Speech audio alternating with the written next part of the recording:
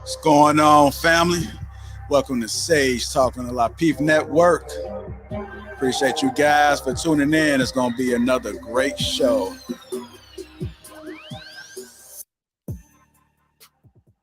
Glad to have you guys in attendance today for the Sage Talk with Lee. You guys seen the thumbnail, so you know what it is already. It's going to be discussing female-minded men, the future of Black America. It should be interesting. Make sure you guys get your notepads. Lee likes to drop them gems, so better to be prepared than not to be, right? In case you guys don't know, we are live in Atlanta. The Lapeef Experience takes over Atlanta, August the 5th and August the 6th. So make sure you guys go ahead and get your tickets right now. Get your tickets. A lot of people have bought their tickets today. Salute to you. And if you haven't already, I suggest you do, because once they sell out, they just sell out. Nothing I could do. No more VIP tickets left, so please do not email me in regards to that.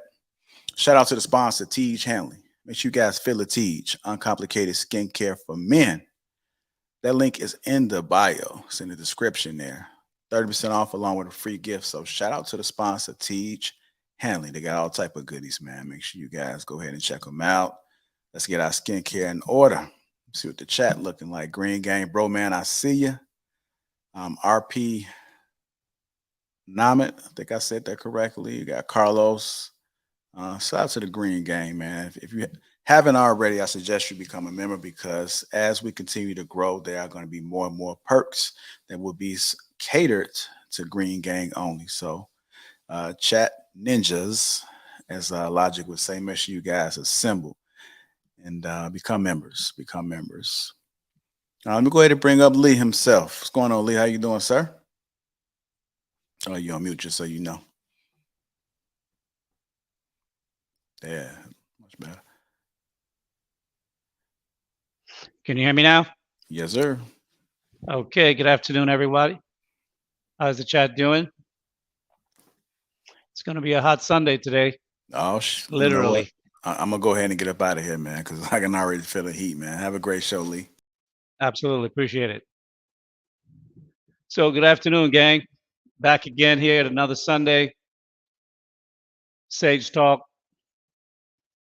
Today I want to have this conversation because there's been a lot of talk in this space about Black men and Black women. But I think sometimes we don't look at what's right under our nose. We talk a lot about rebuilding the Black community,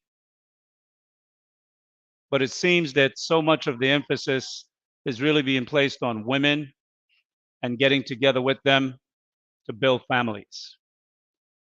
Now, that's a laudable goal. It's something that I believe is necessary, and it's very admirable as well. But you and I both know that's going to take time, because what it seems to me is that women, at least in today's time, they learn at a very slow pace. It seems as though that they fail to understand what's really happening, or they are ignoring. But the bottom line is there's a lot of things happening simultaneously, and we will have to be able to address them as they appear. There's a silent killer in our community.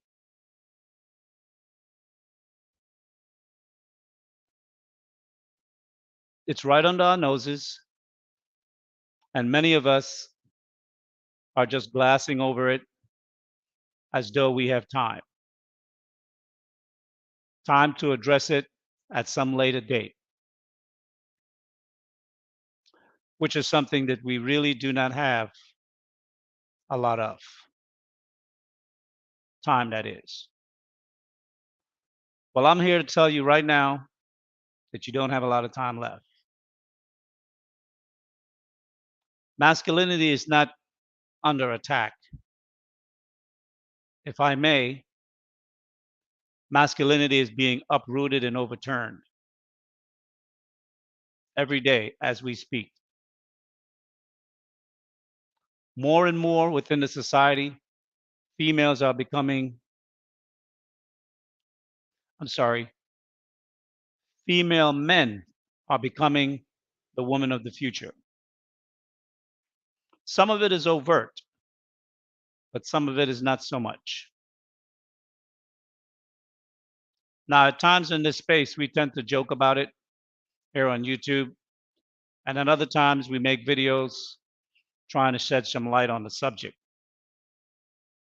Obviously, we can't always attack the issue outwardly aggressive simply because the powers that be monitors what we say, how we say it, and what's the intent of what we say, and then try to control those things. So we have to always be one step ahead in the way in which we address issues that are important to us. But not one of the causes of this outbreak in our community right now, which is right under our noses, that we identify as an issue, but I don't think we really see the multi-layered effect that this has caused. And the main cause that I'm referring to is single mother raised boys. And I know the single mother topic in general has been getting a lot of flack, but rightly so. It's not a small issue, it's a big issue, and it's a critical issue. Black women in our community, they say in a very loud voice that they would do anything for their sons and their boys, and that they're raising strong black men. But if we really take a look at society, what do we see? What result that we actually see that is being brought forth out of our community? I would like to challenge that notion, the notion that black women are raising strong black boys. Last week or earlier this week, I was on one of the network's discussions, and part of that conversation had to do with raising a strong black boy. And I didn't really get a chance to address it, but hopefully in today's conversation, I will.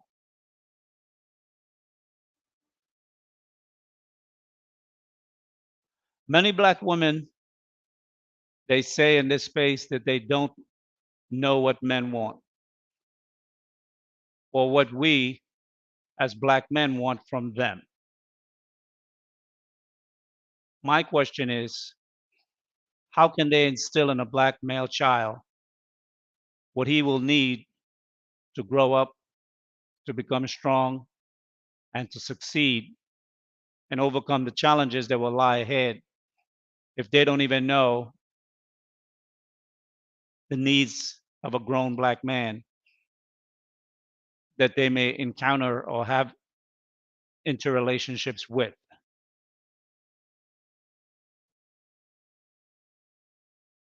The truth is, they don't know. They will never know. The problem is, from my perspective, pride.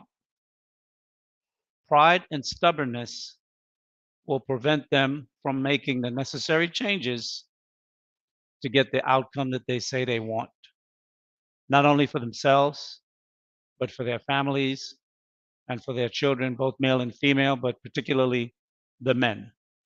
Because without good, strong men of the future, well, let's just say if you don't have strong men in your life and in our society, the society will be on its last leg. And because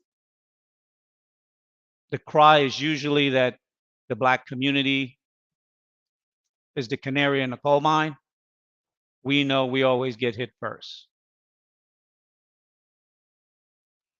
So I will ask the audience this, and you can drop your responses in the chat. I'll check it out. At what age is a male's influence needed in a young boy's life? At what age is a male's influence needed in a young boy's life? Many boys need a male's influence in their lives at an early age. I'd like to see some feedback from you guys as to what age you guys believe that is, from the women particularly, but men as well. As humans, we learn, especially at a young age, by imitating. What we see, we do. Boys imitate their dads, girls imitate their mom. Therefore, if a boy does not have any male influences, and particularly strong male influences around him,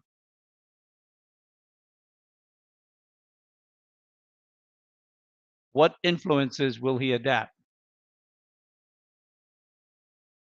Well, the next closest thing he was what he will adapt. He was just the mind will automatically just route it to the next thing available. What are some of the things that a young man need? Many boys today they lack the ability to do what? Solve problems. And at times, most of the times, when men solve problems, they do that how? They think alone. They're sifted through their minds until they come up with an answer because they have to evaluate all the risk involved before they pull the trigger and make a decision. That's why many times in relationships, women tend not to understand when a man gets quiet and he's not really talking. At times, they believe that they may have done something or something is wrong with them. And it has nothing to do with them. It's usually that the man is trying to work through the data of information that he has to find a solution.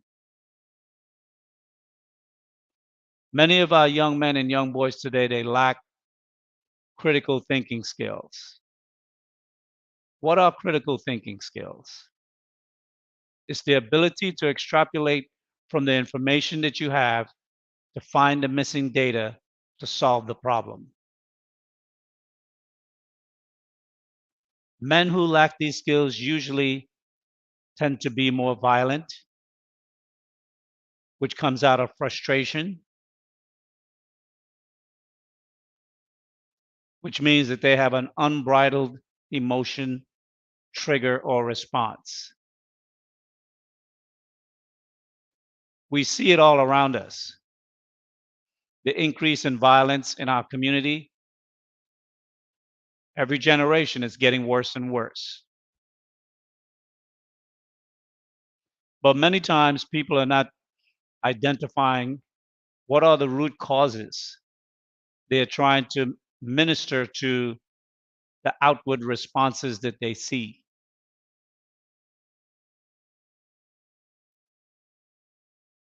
Back in the day, mothers used to know. And that's why you can easily tell today modern women from women that have a more older traditional understanding about relationships. Back in the day, mothers used to know that they were unable. Let me say that again. Back in the day, mothers used to know that they were unable to raise a male child by themselves.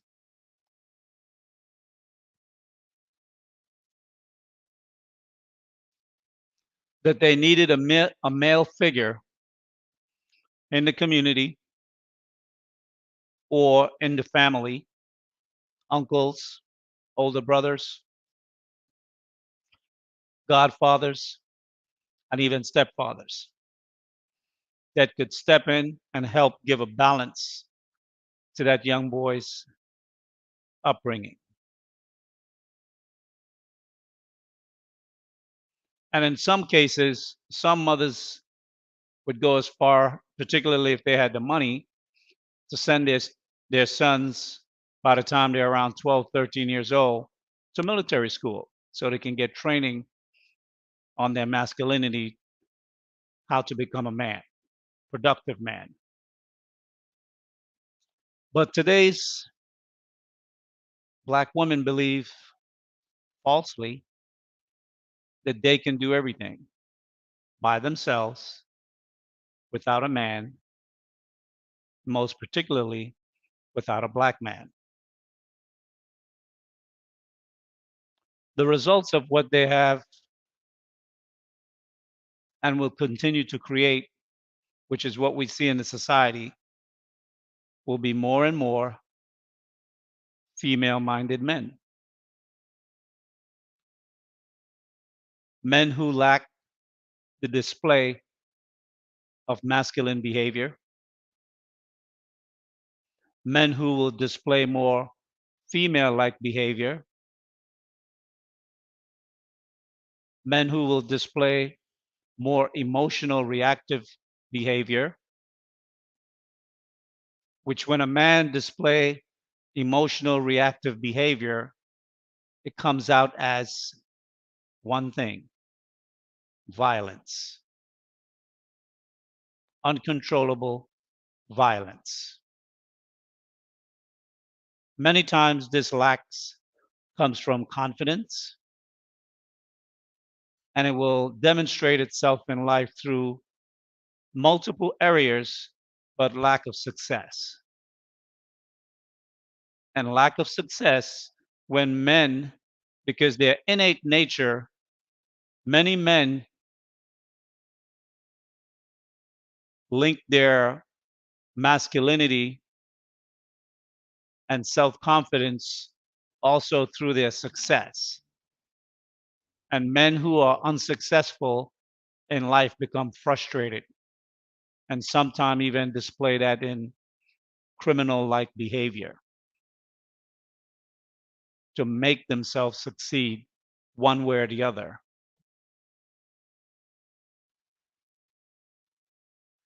But there's also another route this feminine mind of males can produce itself. Men who will choose the role of living life as a female. You guys see the thumbnail. Very bold, very aggressive, very out there. It sends a message. Our media sends a message. And media in itself is extremely influential in all people, young and old. But particularly, we say that male and female do not mature until the age of 25. Well, media is influencing us at the age of 1. So if you have to wait until you're 25 years old to mature to understand all the things that's been programmed into you, automatic downloads, uploads into your mind, processed, acted out. If you have to wait until you're 25 years old, you're going to be lost. You're going to be lost.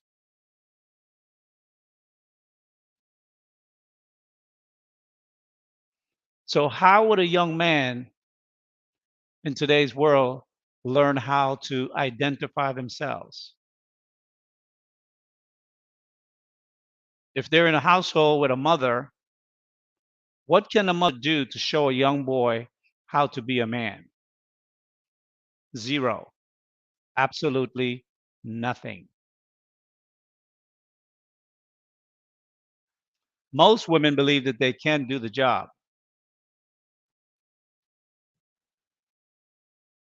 but I say, don't go by what they say, go by what you see. And what we see in society more and more and more are men who are displaying something completely different.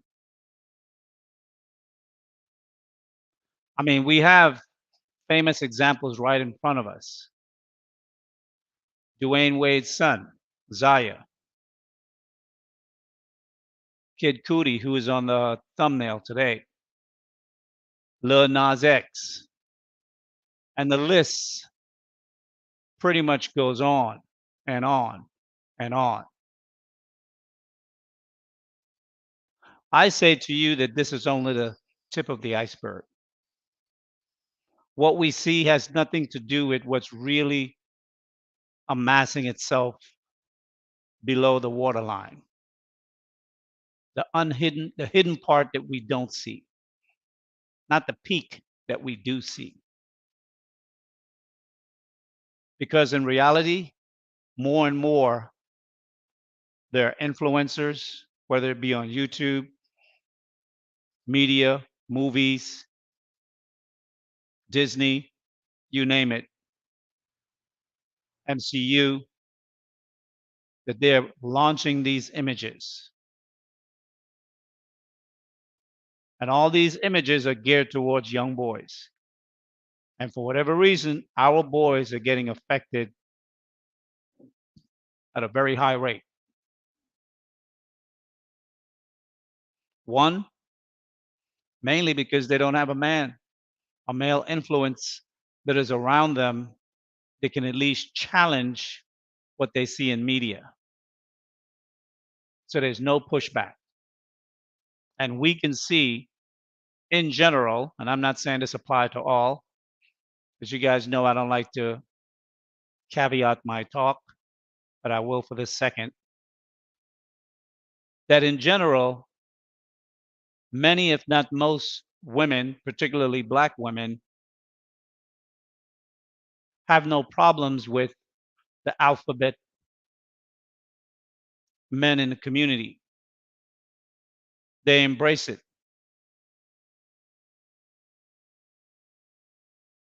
How is this going to have a long term effect on us? Or what would that long term effect look like?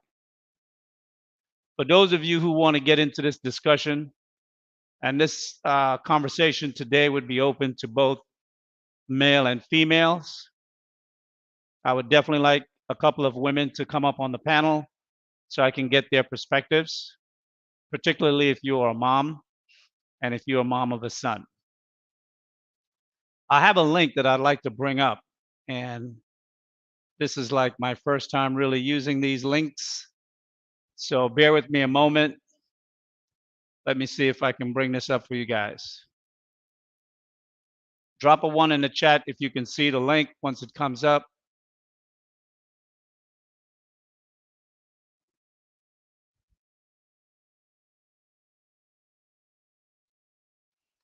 You guys can see it?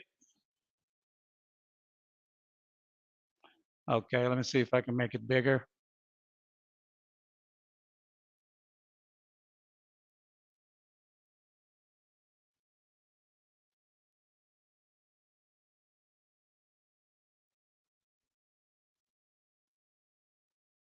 Okay, I pulled up this link earlier. It's the top 20 most famous trans women of 2022. And I'm not going to call any names, but you guys probably know these people more so than I do. But I'll just scroll through number one, and this is the 74-year-old individual.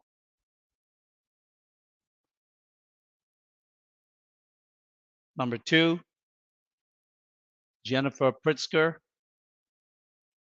Number three, Laverne Cox.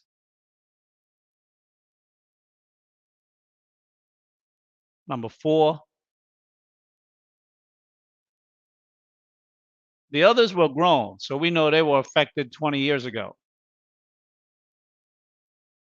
This is the next generation right here. How old is he? 12, 11, 13?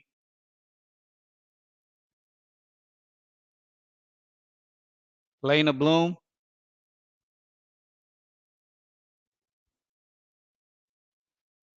Rachel Levine,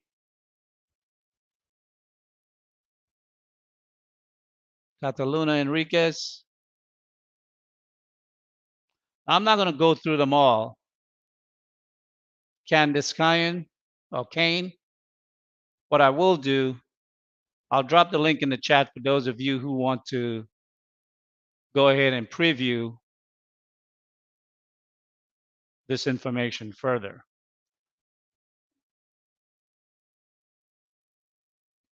Give me a second. Let me open up the chat.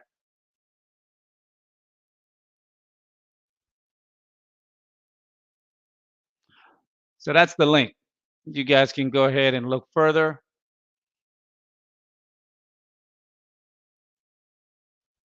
So I'm going to go ahead and remove that for the moment.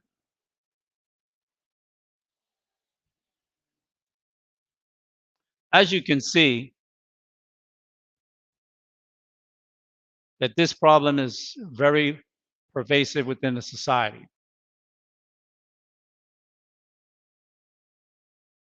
Those are all men or young boys who have succumbed to the female mindset. So I'm going to pose a challenge to black women. Black women say that they love black men. I hear that a lot in these spaces. One of the things I know about the definition of words is that sometimes some words could be a noun and it could be a verb also. And I think too often we look at the word love as a noun. But I'm going to pose a challenge and say, how can you use the word love as a verb, as an action word in your life to materialize the things that you say you really want as an outcome? Because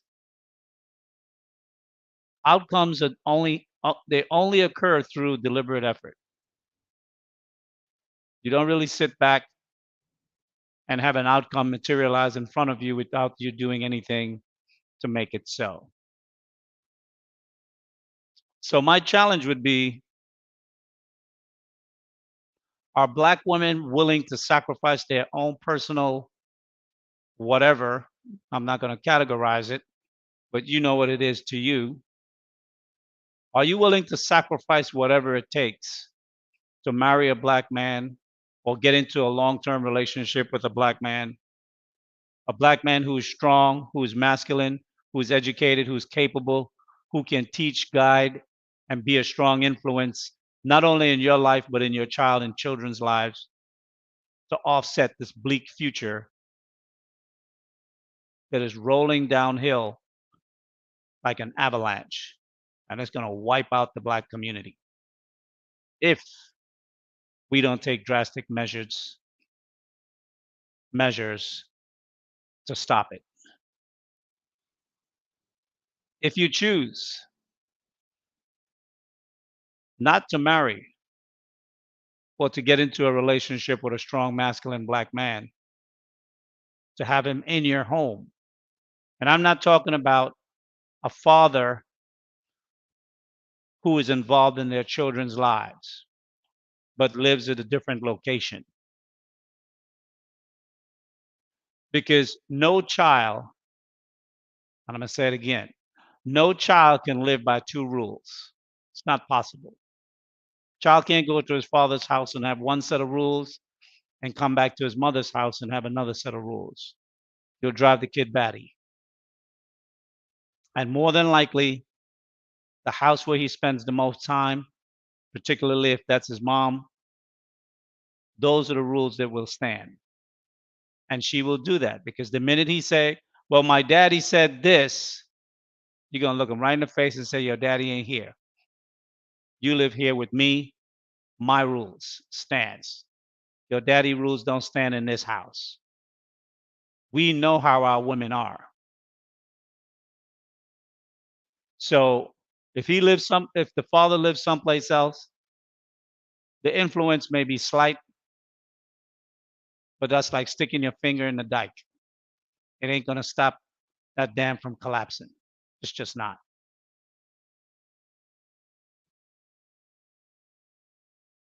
What's the reality?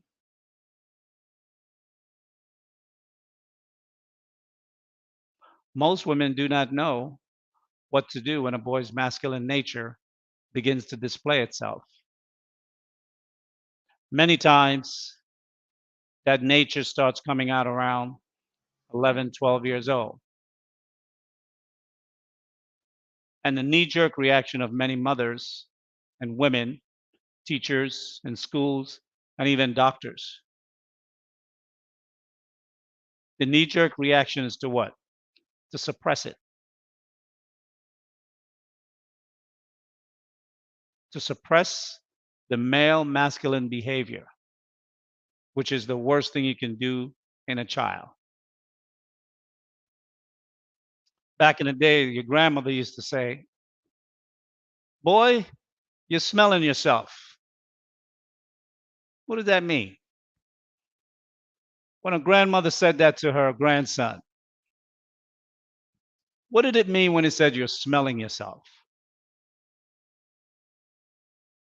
Simply put, it meant his male, manly nature was rising up within him. No different than when a young girl has her first period and her feminine nature is rising up within her.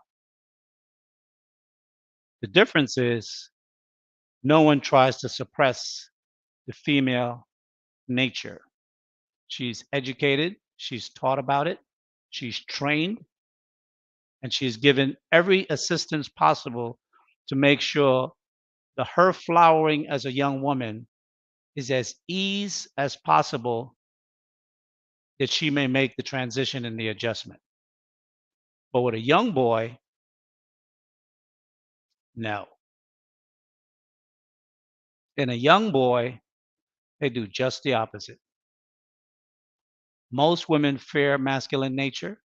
Most women believe masculine nature is bad or negative, and society teach that false ideology. So many times, what people will do is try to suppress it in the boy. Tell him he's bad. Tell him he's like his father, particularly if his father is not around or haven't found himself as a man and is going through life haphazardly and irresponsibly. There's another link I'd like to bring up. Give me a second.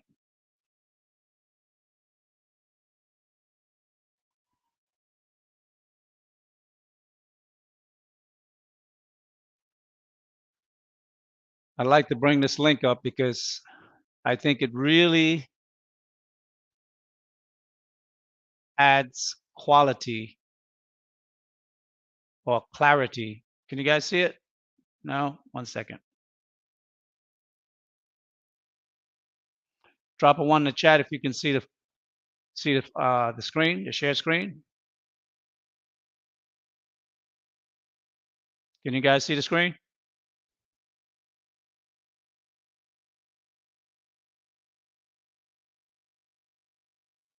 All right, cool. Appreciate it.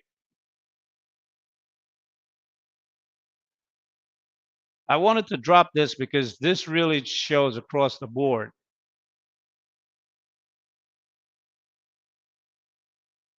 what potentially we're looking at in the next 10, 15 years.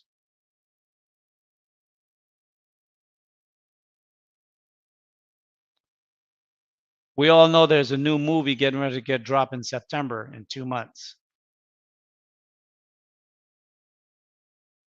What's the name of that movie? The Woman King. So females, more and more females are being given the image of masculinity. Likewise, more and more Boys are being given the image of femininity.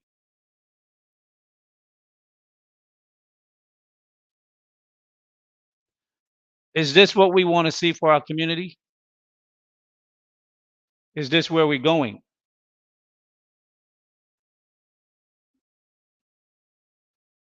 My question is, what are we prepared to do as black men and as black women? What are we prepared to do to combat this situation that we're in?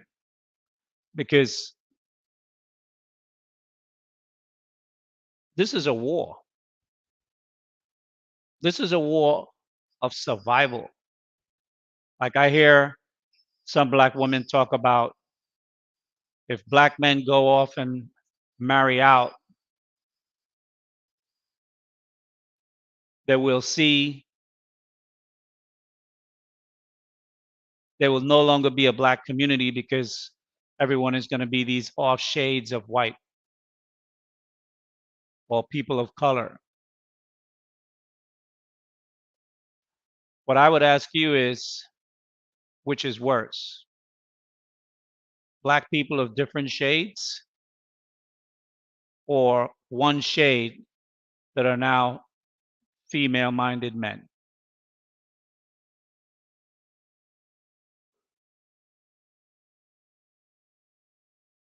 In my opinion, female minded men holds a real threat to the progression of our society, the society of black people. I want to have this conversation. I want to hear from both black men and black women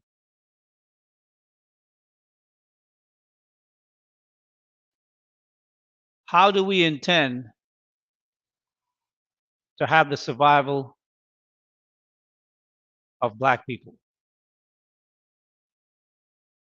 What are we willing to do to guarantee the survival of black people?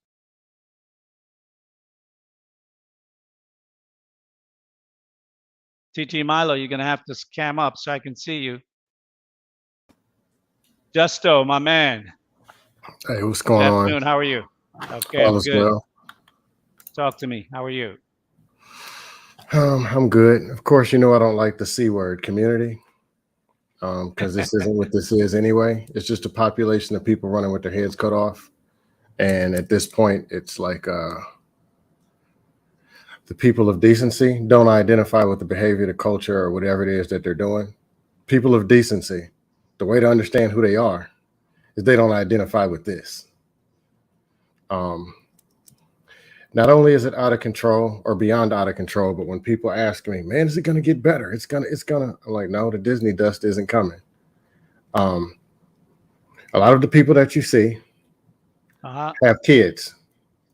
Some of these kids are 14, 16, and 18. So in 5 to 10 years, those will be the adults. That's what's Absolutely. going to be that's what your future is. And you already know what this is. So the Disney dust ain't coming. Um, I think a lot of the solutions and the stuff about fathers raising the kids, Right. it, um, how do I explain it? They said no. The people. Raw Dog Ronnie said he's going to let loose and do whatever he wants to do and put out 15 kids in the streets. He said no. Well, that's what I'm just going to do. The women said yes. Raw Dog Ronnie, you're welcome over here. Well, put out your kids or whatever.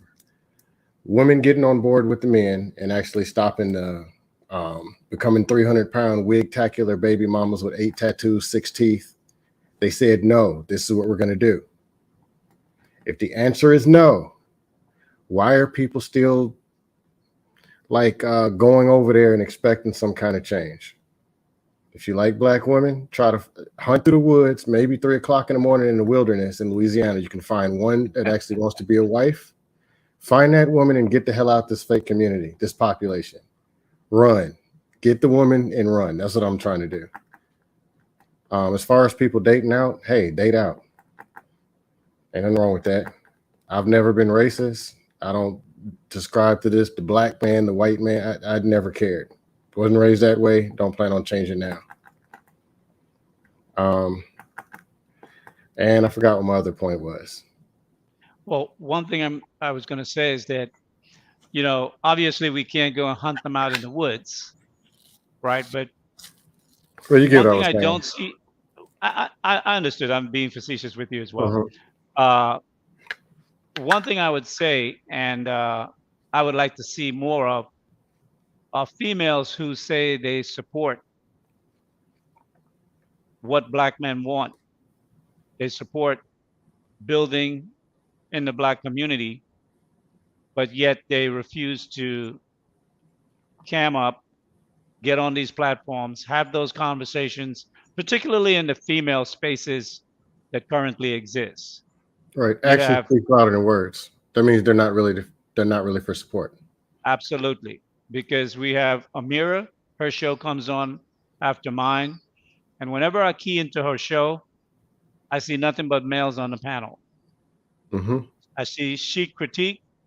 Now, they do have females primarily as the panelists, but many times when you have uh, people who are commenting from the audience that may cam up and get up on the platform to give their points of view, I would say 90% are men. And also with Courtney Michelle, she has a very good show that she does as well. And I rarely ever see females on her platform engaging in the conversation. So you can't say you want something, you believe in something, you stand by it, but you're going to stand on the sidelines and wait for somebody else to do the work. It's not going to happen. Well, the What say culture has you? become to where they enable it. It's free. Like I and some other people who comment who how can I say it? We see the behavior, we see the comments, and we see this also in real life, like outside of YouTube. Supply and demand. There's more men who want why. There's more, and I'll say it. A lot of the men are dusted off too, but there are some men A who lot of the actually men, what? Say it again? they're dusty. They're dusting too. Every black man ain't Okay. ain't, ain't some husband. Let's be real. But the Well, we're men not who talking want about, when we're speaking in the general sense of women who support what the black men who are speaking, that they want family and they want to build with a good black woman what they want. Now, obviously, we're not saying every woman, nor uh are we huh, saying every man. right. I'm just So saying there's a selection is shortage. going to be Of, key, I'm saying right? there's a shortage of there's more women on the planet, or they say there's more women than men, but there's not women to choose from as far as that are willing to become a wife.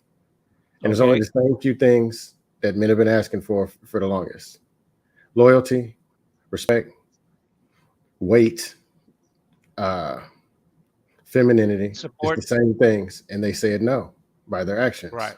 So things are what they are, and they're going to become what they were. They're getting fatter, they're getting more masculine, they're popping out more kids younger, and like I say, the dustosphere is way stronger than the manosphere and need a good platform. They 500, 2,000, 10,000 strong, million subscribers over there. They got the actual TV and radio in the real media, and that's what more people are Absolutely. subscribed to. So um, I hate to always be the Mr. Gloom and Doom because I say, I try to stay positive. Now, of course, I crack jokes and always got something crazy to say, but end of the day, I still try to come with some form of positive energy in my real life when I click the red X and go look for what it is that I really want. But it's a shortage, and I understand where the men are coming from when they're saying no wives out here, or that the woman said no. And the ones who are taking the woman as they are, or I'll just deal with it, they're getting rotisseried in the court and ragdolled in their own homes. But Absolutely. And I and want to I say think, it go ahead. needs to stop. But it needs to stop. It needs to change. But I don't see it happening. I don't see the progress. I don't see the panel where there's 7, 8 slim trim women. Hey, I lost 38 pounds. I'm looking for a man. I haven't seen women who can come up and say, look, this is what I've been doing in the last 180 days to make myself more suitable for the black man that I want. I haven't seen it. And I'm glad you said that, because Where's the work? that's an actionable step that women can show that they truly mean what they say. And a lot of Yeah, times like I what think have you? Oh, go we ahead. are I'm sorry. used to giving we're used to giving lip service just to kind of like go along to put out the impression as though that you're sincere. It's just like how some people use Christianity. They say they're a Christian because they want people to like them, think that they're a good person. But in actuality, what they practice and do is usually something much different. Let me add TT Milo. Hey TT, how Thank are you. you? Hold on. Thank you, I'm trying Brother to sneak Lee. and eat on camera. I'm dehydrated. Thank you, Mr. Chuck, Lee. welcome to the Sage Talk. How are you? Thank you, sir. Thank you very much. Good job. I love your show. Thank you. Uh, I want to greet my other brother in the panel. Yeah, we need more brothers like you, Brother Lee. We need more brothers like you that can stand up and speak, and even sisters. I'm from Africa, and Okay. I hear so many. Yeah, it can be part of the solution, but I would say as I'm from Africa, and I will tell you that the culture is already there. The culture is already there in Africa. You Okay. might meet one or two places in Africa where the women there are still so kind of traditional, like maybe mostly in the Muslim black Africans, they are still on code a little bit. But when it comes to Christian Africans, they are gone. I'm telling you, they are gone. I heard brother spelling Dennis. I also follow him on YouTube. He was saying the Right. same thing that Latinos, Latin America, the guys there are also complaining that the culture is already there. For me, the solution to this is to call out the devil on its name. Say It's again.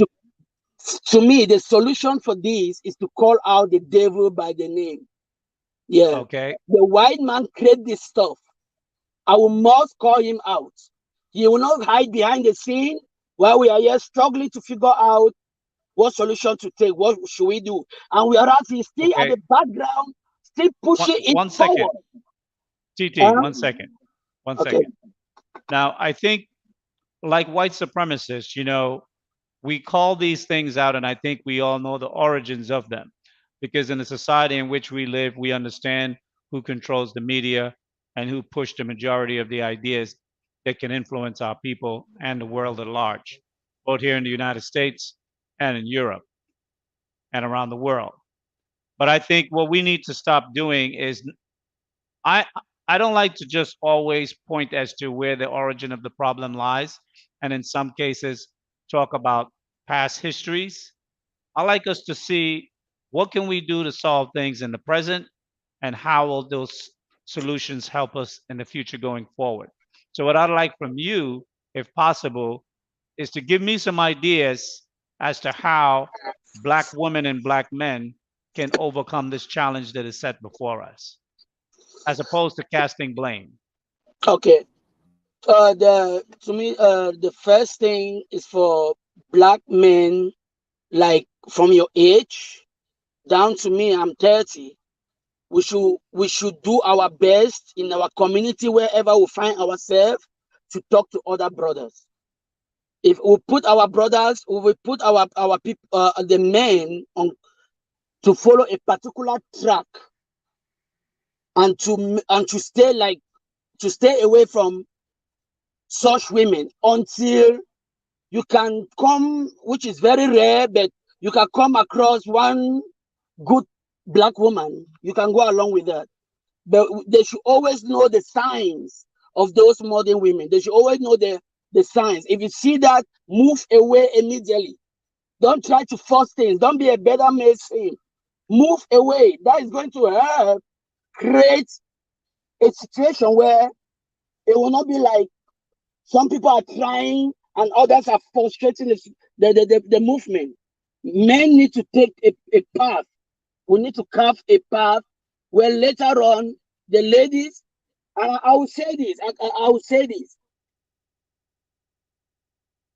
Black women, all what they see from us is what is in between our legs and our pockets. If we can keep those things without giving it to them, they will change. They will Say that change. last part again. If we can what? If we can keep our stuff in between our leg under control and our pockets, if we can keep them under control and make sure we don't give it out easily. We don't give it out easily. I'm a man. When I talk to women, they always with a JJ. Sorry, I know you don't use this statement in your platform, but they have this. How can I say? They have this pride towards what they biologically have, which is natural to give to a man, but they have to prioritize it in a way. It's like they're bragging with it right now.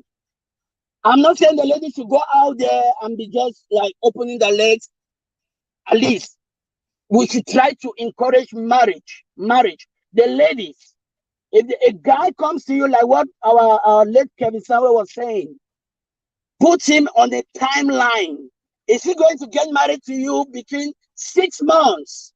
Like, let his intention be known to you. And don't give him sex till that marriage. Till he takes you shopping. Don't give him sex till that happen. And when you get to Okay. him, even if he's an average guy, get with him and let both of you build together.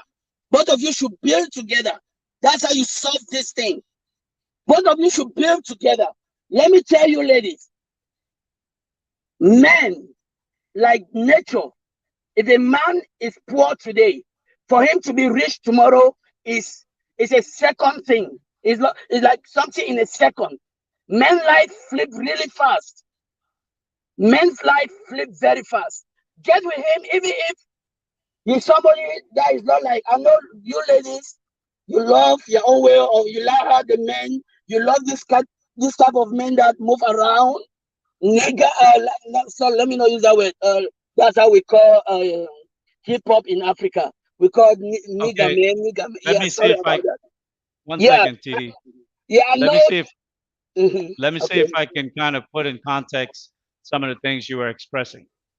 You were saying that men need to have more self-control with regard to the women that they're having sex with. Is that correct?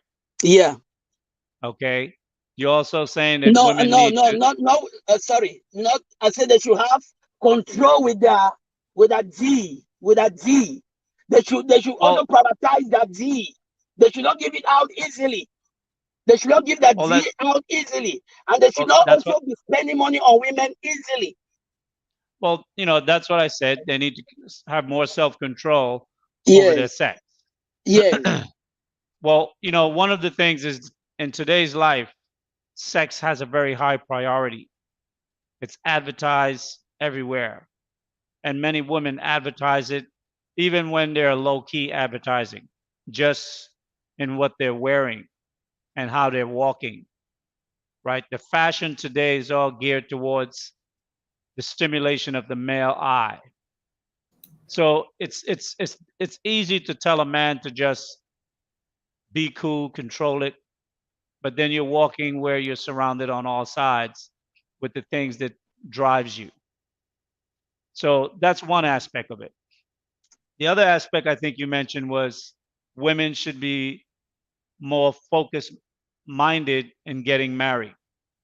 I think we've had that conversation now for the past at least 2 years since Kevin Samuels have been trying to bring that home, and there have been others as well. I think if a woman by today don't know that marriage is something that she seeks, as a man, you need to identify that soon in the relationship if building a family is something that you want. I think many of us believe that women are childlike. They do display some childlike behaviors, but it doesn't necessarily mean they're a child. And I Mm-hmm. think many women know exactly what they're doing, and many of them know why. The problem is the problem that I see is that because they don't see things long term and see potential outcomes down the road, they tend to just act on The what present. is before them, now, the immediate result. We can't get women to change to see long term because it's not in their nature to see long term. They see survival from day to day. It's our job to be able to see the longer scope and prepare for tomorrow and the tomorrows that come. Mm-hmm.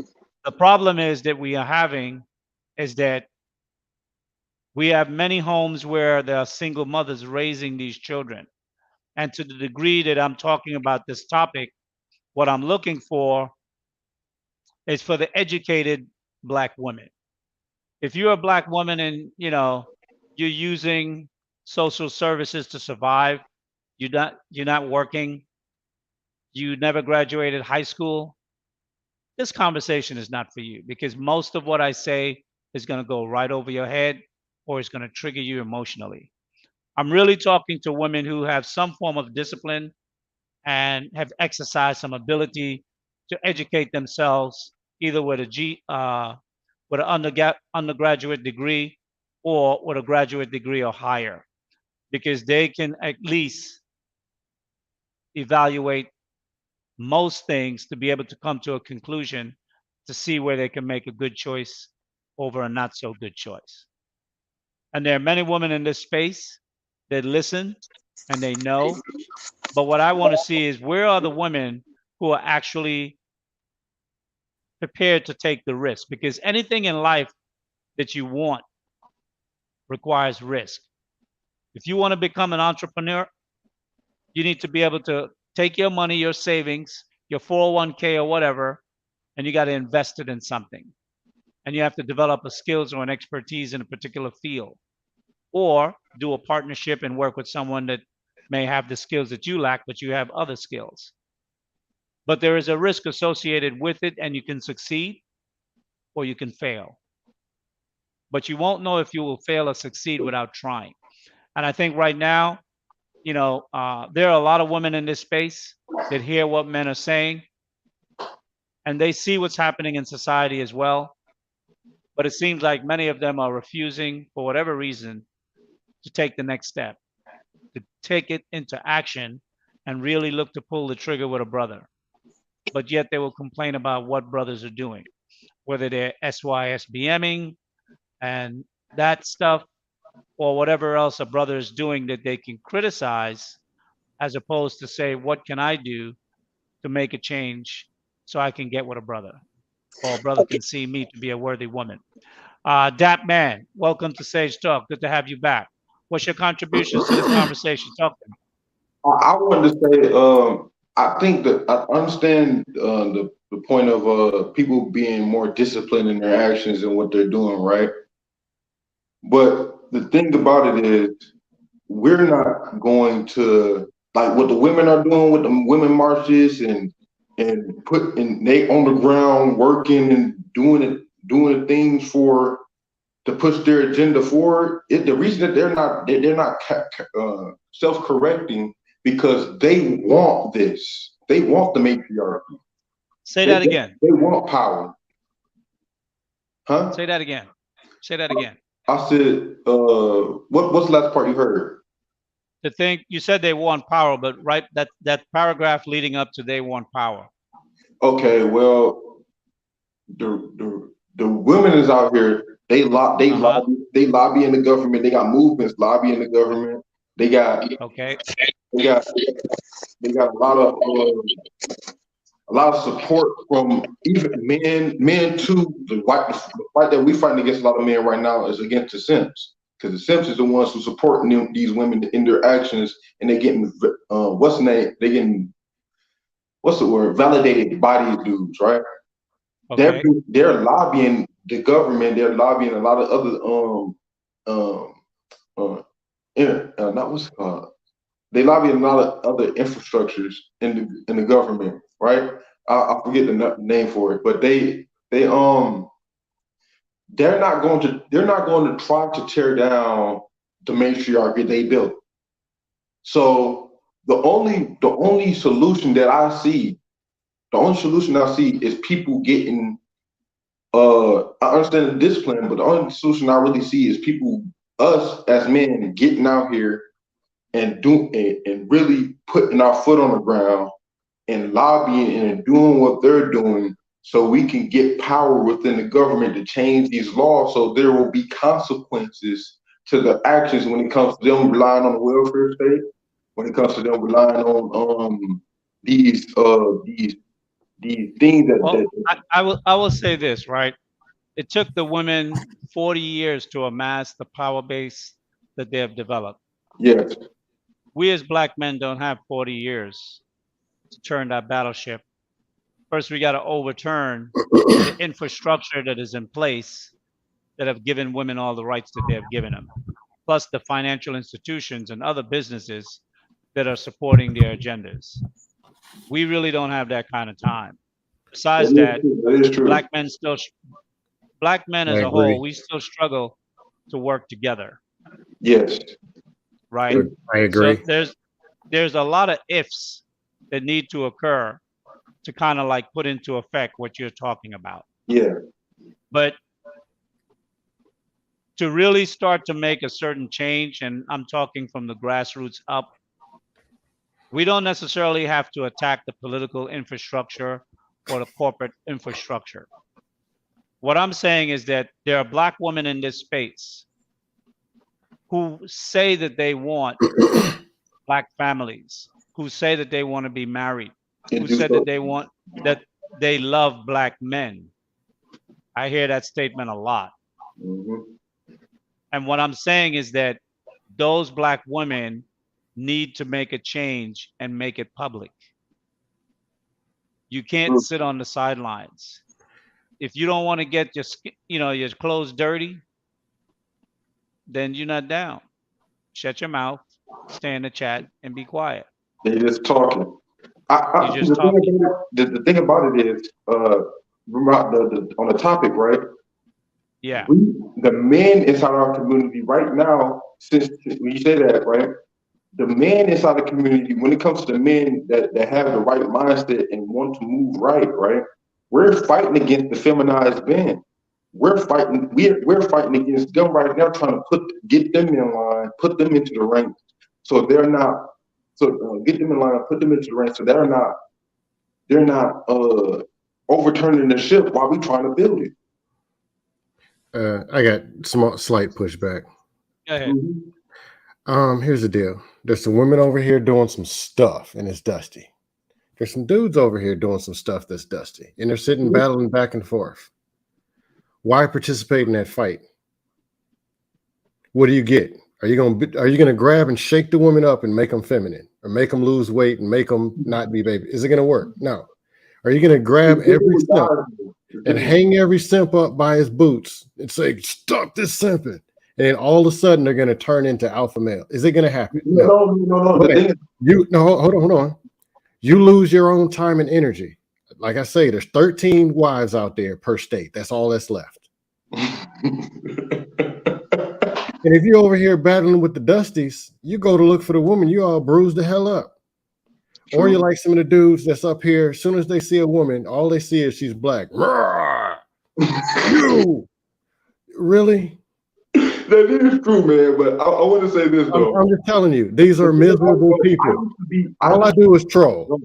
No, I just talk trash and troll. Y'all can, some of y'all who can tell, not like I care. That's real though. That's half real. Of it's entertainment and I got jokes. Half of it is real conversation. I'll tell you this though. The thing about it with men though, I used to be one of these feminazi ass men. I used to be out there, no lie. I used to be out there with and I was 19 before I hit 20, right? Before I hit 20, when I was 19, 18, I used to be out there with my girl out there at these feminazi marches and all type of crazy stuff out here in Atlanta, man. And thing about it is, I seen it happen for me where my mindset clicked and it changed. You can bring logic to a man and he might be in denial for so long, but he end up when it hits him and it all started clicking, you can wake up the man. Now a lot of the females, because they're not moving by a lot of logic, most of it just feels. They just you can't. It's hard to convert them. That's why they always say you can turn a hoe into a housewife, man. But these things, women's minds when it comes to with this type of stuff in the matriarchy is stagnant. the men's mind on this, I can see their mind changing. And we can recruit people. We can recruit people that have that mindset into the ranks that help those men. Because I used to be one of those men. I used to be fully convinced about these social justice, about all this social justice stuff and all that stuff. And I How used to long? be with these men. How long ago were you one of those men? I'm 23 right now. That was 3 years ago. You 3 said years you're ago? 23 or 33? Your I'm audio is 23. bad. I'm 23. Huh? 23? 23. 23. Mm-hmm. That Hmm. was So when 3 I was years, when 20. you were 20 years old, you started to make the transition. Yeah. And what caused you to make that transition? What What caused opened up your eyes? what caused me to make that transition was I started to it was just something I realized when it was a girl that I was with, right? And I was with her from 17. I was with her about 4 years, when I was 17 to when I was 21, right? And it was part of the relationship where I was struggling, and then I So just, just uh, just give me the catalyst that caused you to start looking at things differently. Was it coming into the manosphere space? Was it something else in the outside world? it was part of coming to the military space, but it was also, it was like it was stretched upon time because it was certain little hints and certain little gems, little seeds that were getting planted into my mind, little things that I seen that I knew they were telling the truth, but I didn't want to admit it because I thought I was. It's like the people around me and the friends that I had at that time were all on that type of level where they thought like that. So Hey, it hey, was hard for me to really speak out on it. But when I got to the minister space and then they started confirming, I thought I was the only one. I thought I was the only one that thought like that. So hey, Okay, hey, so hey, Sage, can I jump in? I'm actually about to leave in a minute. I was the only one that thought like that. And I thought I was the only one that thought like that. But when I seen other men who thought like that and their logic behind why they thought like that, and then I started seeing my friends. As soon as I started thinking different, literally all my friends turned their back on me. Like they so don't. let me ask you this. What are you doing now? Are I you in just school? Are you no, working? What are you doing? I drive trucks. You drive a truck. Do you own the truck or you just work for a And I company? don't own a truck right now. I Okay. work for a company. Okay, beautiful. Okay, the point is, over the past 3 years, you've made a transition from a different type of man, and you are putting your face forward to show that you're a man that's building. Good work for you. But what I'm really trying to address are the women, because to really make this change can't come just by men. There have to be willing women looking to make the change that men want, and you have to be willing to take the risk to put forth yourself to say, I am one. We're not asking you to change the political system. We're not telling you to don't take the money from Goldman Sachs. Take the money from Goldman Sachs and use it to help better not only yourself, but help you become a better black woman for a black man, as opposed to what the intent of that money might be for. Are, is our people or our women capable of being subversive? Can we be subversive in the midst of fire? Because this destruction that's coming upon us, it's like a wave of fire. It's multi-pronged and it's going to destroy the black community if it's not already destroyed. And many women are willful participants in many of the behaviors that are still troubling and plaguing our community. We need to pull back on a lot of things. We can't change the past, but we can change how the future will look. Yeah, well, Dusty, Uncle Lee, I was going to say something. one Then I'm second. about to roll Just, out. For the, yeah, because Dusty is about to leave off the panel, so let him get the last word in. yeah, my apologies. I don't want to be rude, but I was just going to say this. The space is negative. It's a war. It's a jungle. But are you left to do to try to attract those few positive women left that are trying to make a positive change that's come with positive energy. It is hard to do, but it is what it is. Also, if you find this one, I mean, I don't say operate as a whole, I say operate as individuals, because that's what we are. Every woman you talk to doesn't represent the Black community, they represent who they are. So the thing is, you're sorting and trying to get to that one or those few. Sort through the few to get to the one who wants to be a spouse. Marry her and get the hell out the game. Then teach another person, one person who wants to find a Okay, spouse. let me ask you this: how do you sort through the few? The only Give thing, us the give better us a thing. strategy on how to do that. Okay, well, first of all, I got to admit, I'm still single, so I can't say I got the magical miracle formula. I'm Right, gonna be but real. what strategies have you been using and find to be effective, Okay, if at all? what I can say is this: the women that I've dated in the past, I haven't had all these problems and end up in the system, police call. I've never had any of that. Yelling, Okay, throwing bricks at the likewise. car. Never. One is who you are. I'm surprised. Never. No. Those type of women don't like me anyway. Thank God. But all I can say is myself.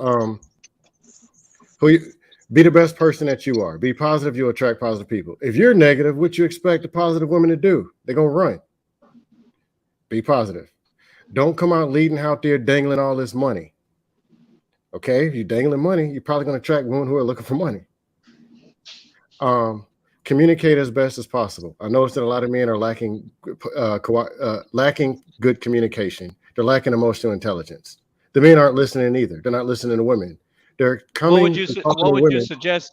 How would you suggest a man improve his communication skills? Listen and understand that women are not men. You can't talk to them like men. You can't give a checklist of the statistics and data. That's not how they process stuff. They're women. They're emotional. Listen to them, but have a But better understanding how of. would they develop a skill, right? Because talking, public speaking in itself is a skill, but approaching a woman and speaking to a woman is a unique skill. How would you first at least help a man develop the general ability skills, or what would you suggest to first be able to just overcome public speaking, just being confident to be able to speak in an environment where there are more than two people? Practice, shoot shots, go talk, go So to Walmart, you're fire more off of the 3 shots a day. you're more of the Eventually, self-taught type of idea. yeah, and I've been through getting ragged all. I ain't gonna lie, I got dusted off plenty of times in my 20s. Okay. Let's be real.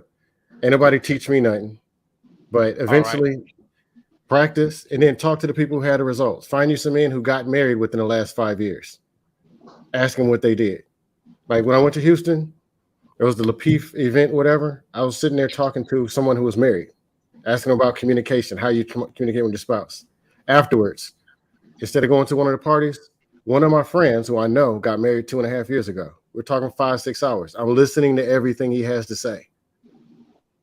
So I truly believe 24 months, I'm gonna be out the game somewhere. If not, I'm gonna be on these panels going crazy. Trust me. Okay. Congratulations. Look No, forward to it. I don't want to take up too much mic time, but be positive. And the truth is, if you do get, there ain't but 6 wives left. Let's be real. A lot of them, they're just not. But if you get one of those, you don't got to deal with this no more, man. You'll be good. You're crazy. I still believe that. All right. But Okay. anyway, thank y'all for having me on. Everybody have a good Yeah, night. Uncle Lee. I'll be trolling One later. second. You already know. Okay. 1 second. Let me address a couple of comments. Ms. Del Rosario, Alicia. No, I'm no longer teaching. I've been approached to do some private tutoring and stuff. I may, and if I do, I'll make a notice of that. I'm tired of teaching. Let's see.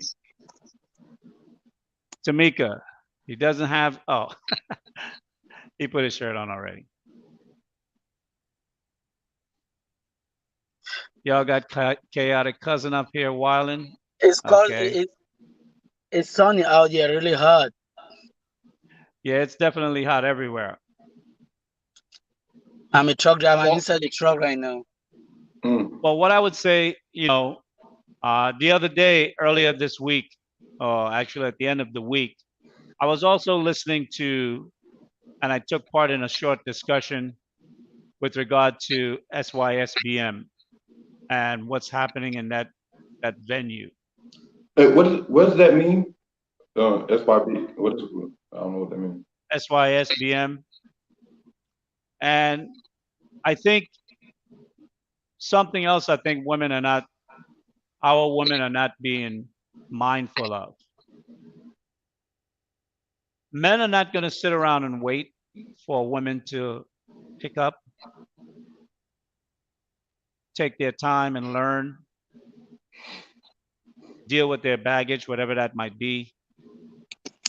A man who is ready today will look for a solution for his problems today.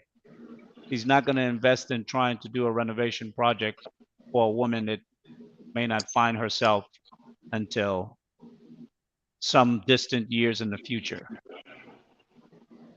In times of crisis, people make drastic changes in their lives.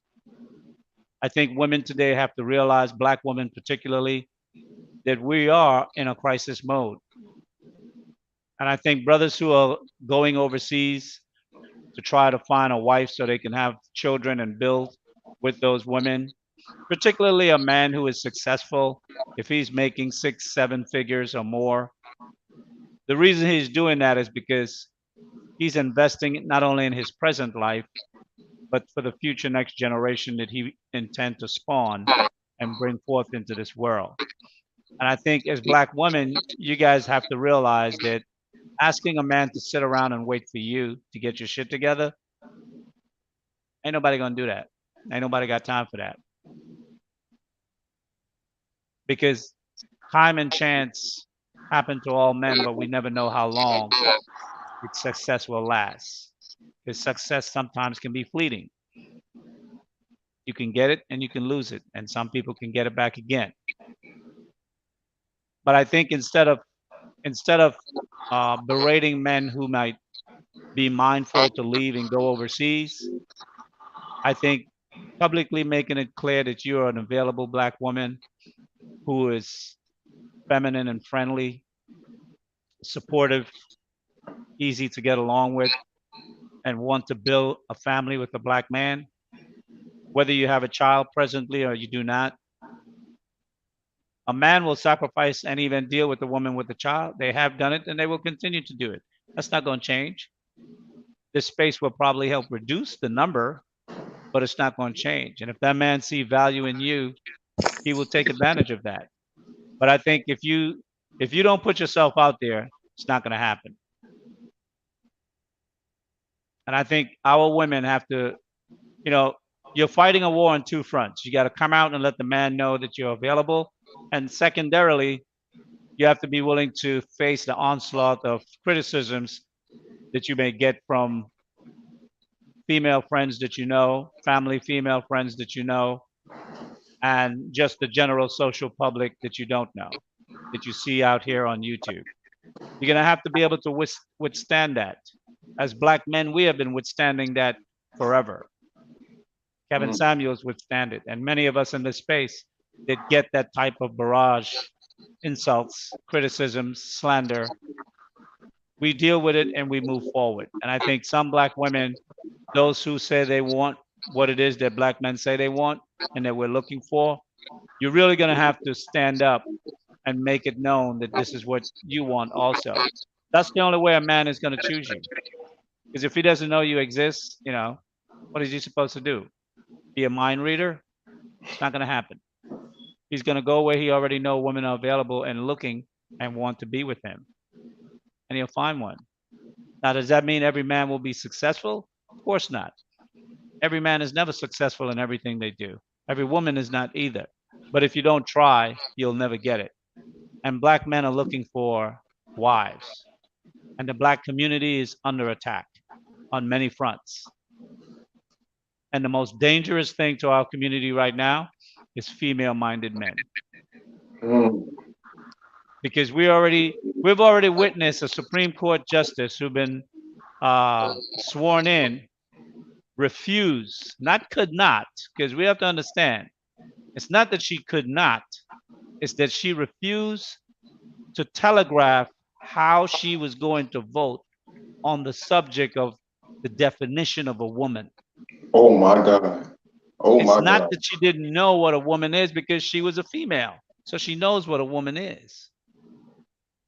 It's that as a justice, she didn't want to telegraph to the Senate committee how she would vote on that particular topic or issue if and when it comes up, and we know it will come up in the Supreme Court. So the definition of a woman will be changing soon. Mm, mm, mm. Okay, this brought me to one of the solution. I think it might it will appear like a question for us black people, especially black men. Are we afraid to face our fears? What fears is that? And who is we? As black people, especially black men, because in every society, the men always I want to say we are the only group of people that seems like the men don't have control over anything, and that bothers me a lot. And that's why we are eating up all this crap coming into us, because the Chinese will not allow this in China, the Arabs will not allow this, the Russians will not allow this. We are the only Well, group of people who are keeping up with this. well, one Mhm. of the things. Hold on one second, TD. One of the things is that Chinese control China, Russians control Russia. In America, black people do not control America, And even in Africa, Africa don't even and, control Africa. and Africa don't control Africa. Africans don't control Africa. Absolutely. So we And can all, see that. So we sorry. can see that the things that are problematic for us is simply because we lack control of our own society. So what I'm suggesting is, do we have the covert skills to be able to operate as a society within a society, or do we just throw up our hands and submit and say ain't shit we can do and just take it up the, up the rear, however they want to give it? What's your suggestion? Because hard times is coming, bro. Hard Well, times is I'll go. coming. I'll go with the first one, although I didn't get that very well. So, Okay, King five. One second. King 504 says China controls Africa. yes. Okay, so basically, whoever's got the money, because we know what's be important to Africa to control Africa is the money. Whoever has got the longest money can influence and control another country. Now, China is trying to control Africa for its resources, but in America and the West, they're trying to control the minds of men. Whoo, that's powerful right there. That's powerful. And look, I see it now because people don't even realize China is a cold war going on right now.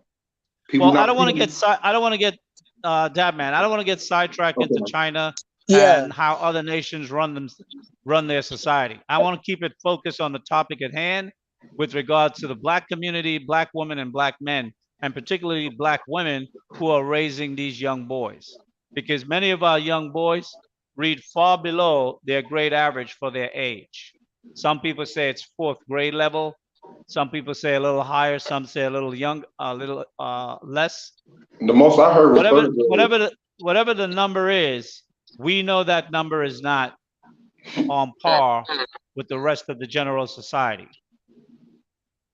So how do we impress upon not only the present females who have children, but other women who don't yet have children? How do we impress upon them to make better decisions so they can get with a black man where we can build and actually go into the next generation stronger than we are now? Because if we go into the next generation weaker, We get in we this. know what happens to weak people. Weak people get destroyed. Yes. We get Okay. in this. To answer that question, I would say cousins, because most some women, the women who have given birth to children, they might not give birth to male children. They might give birth to female only. I would say, but those women, baby mamas have their sisters, so their aunties who have a boy child, maybe of my age, maybe 20 years or 20 years. You can process information. You should have to talk to your female cousin to come to the Black Manosphere and to know what is going on.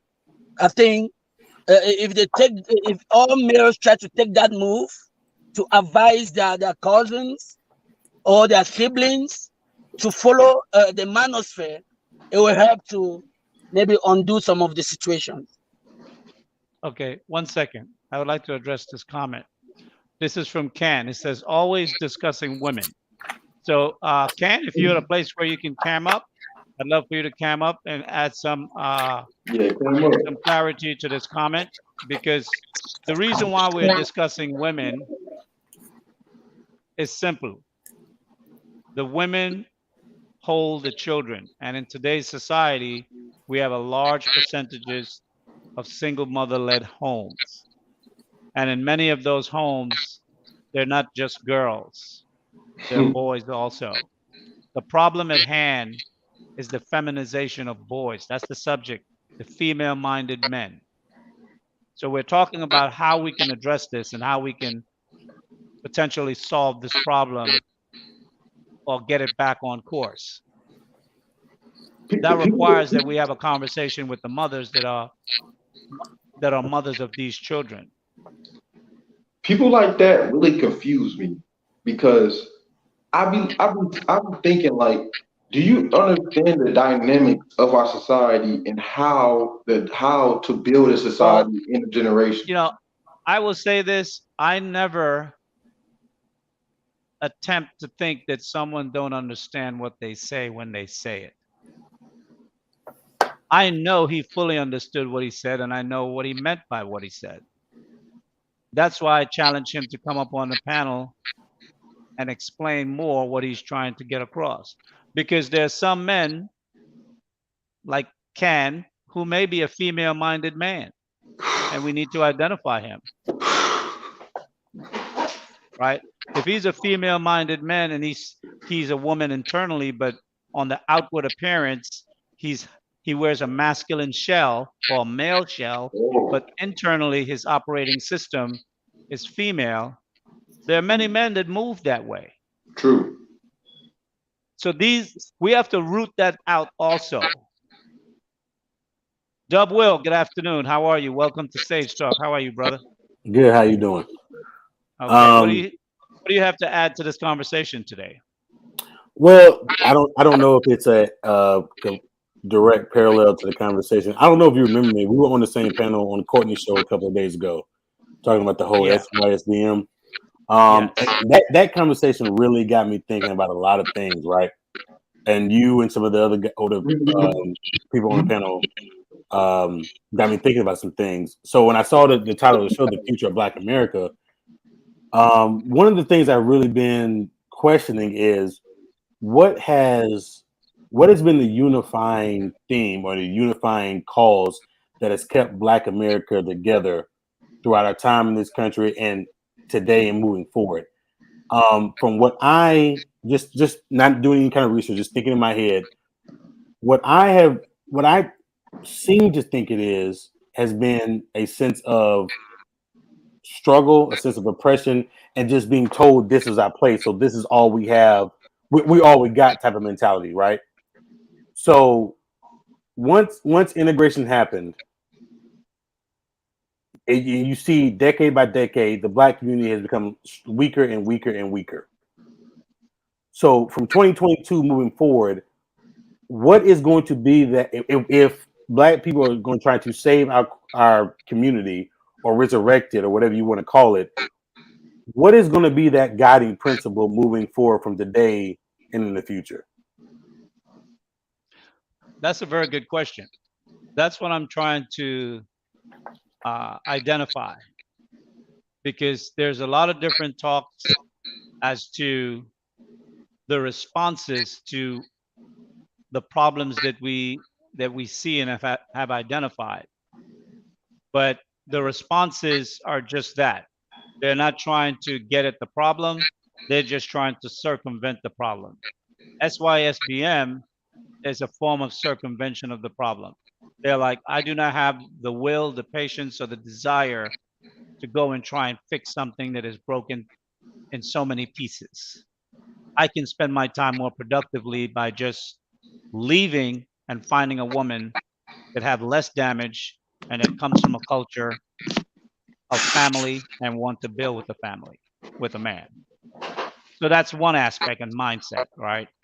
But then we also have a situation with regard to this topic that we're talking about today, which is men who are now gravitating to a female mindset, centric type of mind. There are some men who will go all the way over and convert and dress and look like a woman. But there's some men who will be in the middle.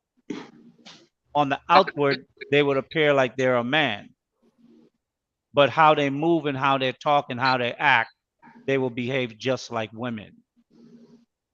And we see that we call them simps and things of that nature, but there are a lot of men in this space or in society that have come into this space that we've been able to recognize that those men are acting on the behalf of females. Mm. They're like a drone, Hmm. right? They're like a drone. Like a guard dog. Automatically, not they're not pre-programmed. Their programming was set when they was a boy, when they were 6, 7, 8 years old. When they were 11, 12 years old, coming into their manhood, that manhood was suppressed. And what it was replaced with is the uh, female thinking process and behavioral process. So now we see men who react to conversations that are that are critical. They react to those critical conversations in an emotional way, some Yeah. form of outburst, threat, violence. Because most men, when they're engaged, men are thinkers, men observe, men evaluate. And if we're in the same space and we're espousing very similar ideas because we want a certain result, the, the reaction to denigrate another brother should be suppressed because there's a greater goal that we're trying to achieve. The desire to undermine the conversation should be suppressed because you're trying to accomplish a greater goal. But what we find is that there are very few men who have the ability to suppress their emotional knee jerk reaction to defend some form of ill placed pride or uh, disrespect that they may have interpreted because they heard something that they did not like or that differ with their point of view. Mm. So, putting the question back on you, like you suggested, what steps can we take as both Black men, and how can we help Black women that wants to be with us, the men who see the future, who want something better, who do not want female-minded boys, who do not want unsuccessful, emotional, highly emotional, and violent boys. When you have 4, 5, 6 boys gathered together, it's no different than a wolf pack. It's no different than a dog pack. They feed off of each other. And if they all act and think the same way, violence is usually what erupts. And we can see it more and more in our communities. It's not getting less and it's not being checked, it's getting more. So, what say you in terms of how we can possibly deal with those things? Because see, those are the men who are still they're not in the female mindset that they want to become a woman, but because they still want to be a man, but they don't know how to process things mentally as a man, their reaction is through a female lens. Hmm. Mm. Go ahead. You asking me specifically? Yeah. Okay. Well, I come to this conversation through many different lenses, right? I'm hearing an echo. I don't know if that's me or is that someone else. Is that me? Yeah. Okay. I was hearing the echo too. Go ahead. Okay. I come through different lenses, right? Being I guess what you would call FBA or ADOS nowadays, but also has someone who married a non-black woman, right? So some people would tell me that I'm not even equipped to even be involved in the conversation, and I don't necessarily agree with that. But if that's the consensus, then I'll just bow out. But look at it as someone who has been a black boy, been a black adolescent, been a black man, um, and someone who grew up with a black father who was a man, who was not emotional, who made decisions off of logic when looking and analyzing the situation. I don't.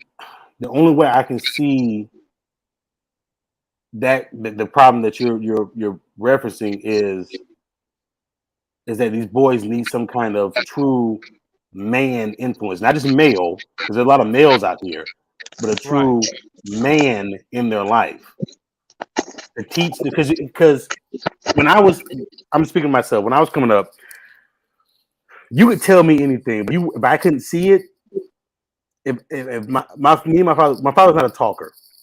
I'm not really a talker either in my everyday life. I'm just going to show you, and you got to show me what you're talking about. So if that presence is not seen, I don't really know what else can be done, and that's why I'm asking you. I'm only 34. I'm not old, Right. but I'm not young either. So I'm really trying to get insight. If Right. that if that is not seen, what really can be done? Well, 1 second. Hmm. The wealthy broke man, Mr. Lee, control the quality, please. I think it's the gentleman that's speaking. The feedback is coming through his line, and I wanted to hear what he's saying, so that's why I didn't interrupt. Is it me? Dub Will, I think you might have a feedback in your communication, and that's what they were referencing. That man, why don't you mute up for a second, and TT mute I, up for a second I also, think please. that he got to turn down his headphones a little bit. Oh, okay. Okay. They were suggesting you may need to turn your headphones down. All right. 1 second. Well, what I'm trying to do also, Is that better? Dub Will, yeah, that's better, much. Okay. Okay. Sorry about that. What I'm trying to elicit in this discussion also is how I can get feedback from others, and we can, I have ideas, but I don't want to be the person that's just throwing forth ideas. I want to get feedback from the men and the women in this space on next steps, what we could do, right? Because most black men are not going to build community centers and start stepfather like programs to help young boys who lack certain developed skills. Mm. Obviously, those are things that need to be done. But I think men of today, I could say the modern black man of today, don't see the worthiness of making that type of sacrifice, because we can look back in the past 60 years that we have never received anything for making that sacrifice. Mm. So, like black women have been selfish in their desires for what they want, some men are going down the path of me first. I will look out for what my needs are. F the community, right? So, and I'm not gonna challenge those men with regard to that, Mm. simply because if you're in a house that's on fire, you Mm. could stay in and try to fill up a bucket of water and try to throw it at the fire, but you could get the hell out the goddamn house. Right. Some people will stay in the house and try to put the house out, the fire out. Some people are gonna jump out the window and get the hell on out the house. We don't know if we can save the house, but some men are making a decision. I'm gonna save my life. I want to have a second generation to live and to be prosperous by 2020. I mean, by 2030, 2040, 2050. And I think we're so late in the game right now with where the black community is, or where black men and black women are as distinct members of this community, that the women who want to be with black men are going to have to make some serious life-changing decisions. that they've probably never made in their life before. And if they fail to make those, if they fail to see the urgency and don't make the decision, black men are making the decision for themselves. They're not going to worry about trying to help you. Ain't nobody trying to take on a reparations project to repair you. Because we all know when you fix somebody, once they're fixed, they no longer see what they were attracted to in you when they were broken. So they bounce. So no one went to make that investment. That's an individual choice. I understand what you're saying with regard to the scope of the problem. I think many of us see the scope of the problem. The challenge is, how do we actually address the repairing of that problem? The only way that can be done is with a black woman. And black women are either saying or not saying by their silence that they're not ready. Yes, because silence in the midst You of dropping some evil, gems right here, yeah, say. accomplishing. One second, that man. Let TD speak. Go ahead, TD. Yeah, you're right. Because silence in the midst of evil, yeah, you are part of.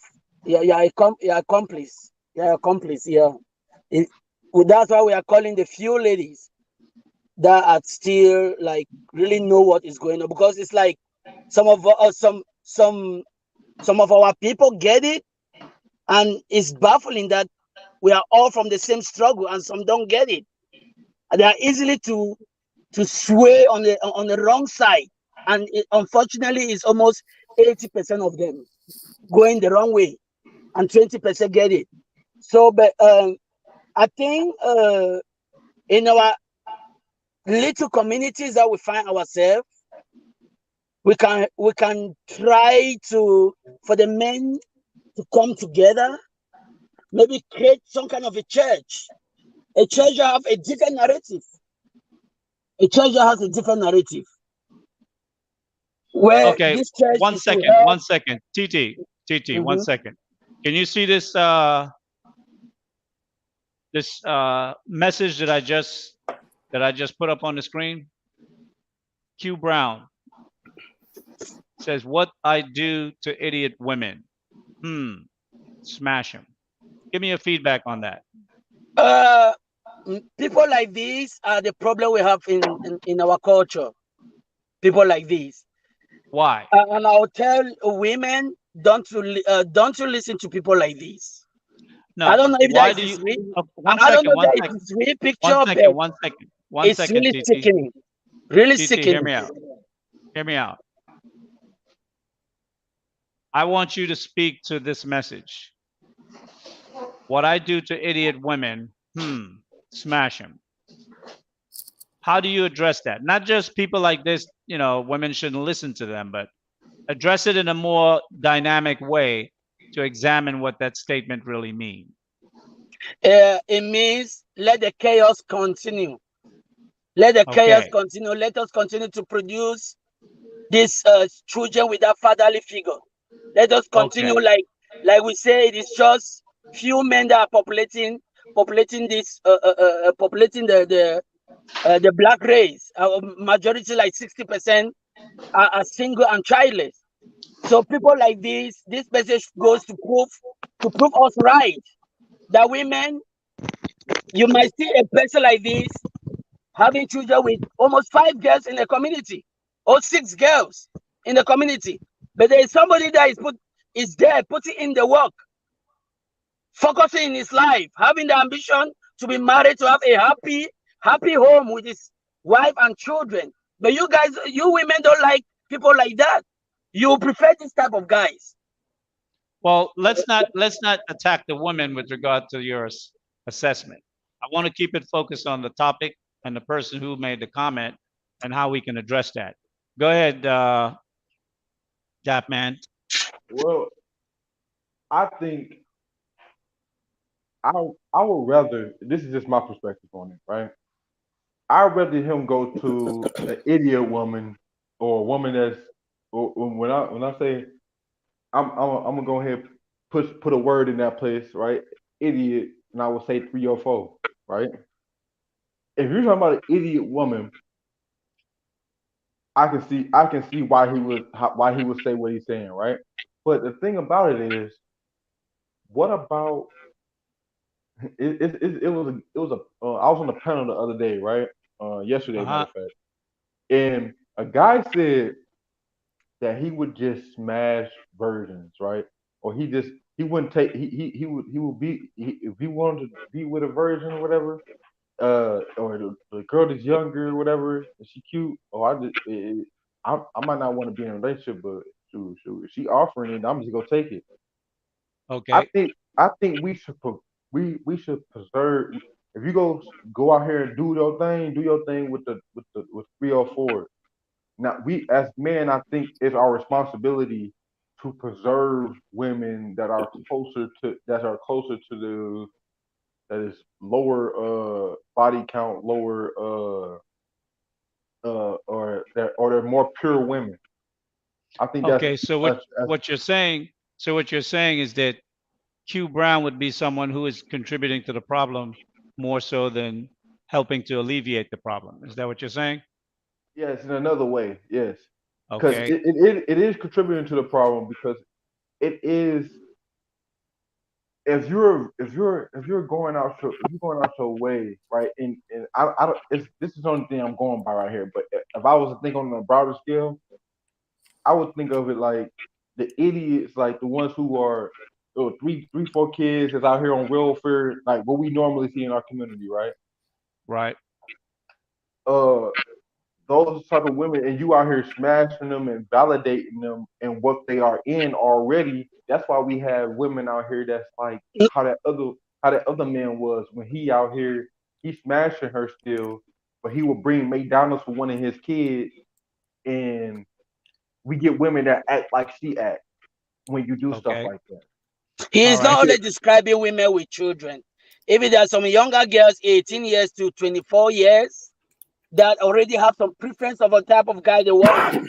And he might fall on that category that if you're that type of girl and I'm a boy that have a nice face, then you're an idiot. I don't have to smash you because I don't have the intention to marry you. I just have to smash Okay. and keep going forward. That's it. Okay. Dub Will, what's your comment with regard to Q Brown's comment? Well, my question first would be what are we defining as an idiot woman before we Yeah, can go into that's hard right there to go off of. like are we talking about women that just are bullheaded, don't want to listen, stuck in their ways, or are we talking about women that are just simply naive? Well, it could be either, right? Uh-huh. I mean, we don't know what he mean by idiot, but Right. obviously mean someone who can't recognize the situation as it stands. Right. Okay. If we're going off of that. Someone who might just simply be naive, then I would want those women to be far away from that of someone like that as possible, because they might have a chance to be wifely women. They just don't know. Yes. But if you're talking about women who are just bullheaded, don't want to listen, don't care, gonna do what they want to do, I wouldn't smash them because well, I'm married, but if I was single, I wouldn't want to put my penis in a woman that I wouldn't want to have my children.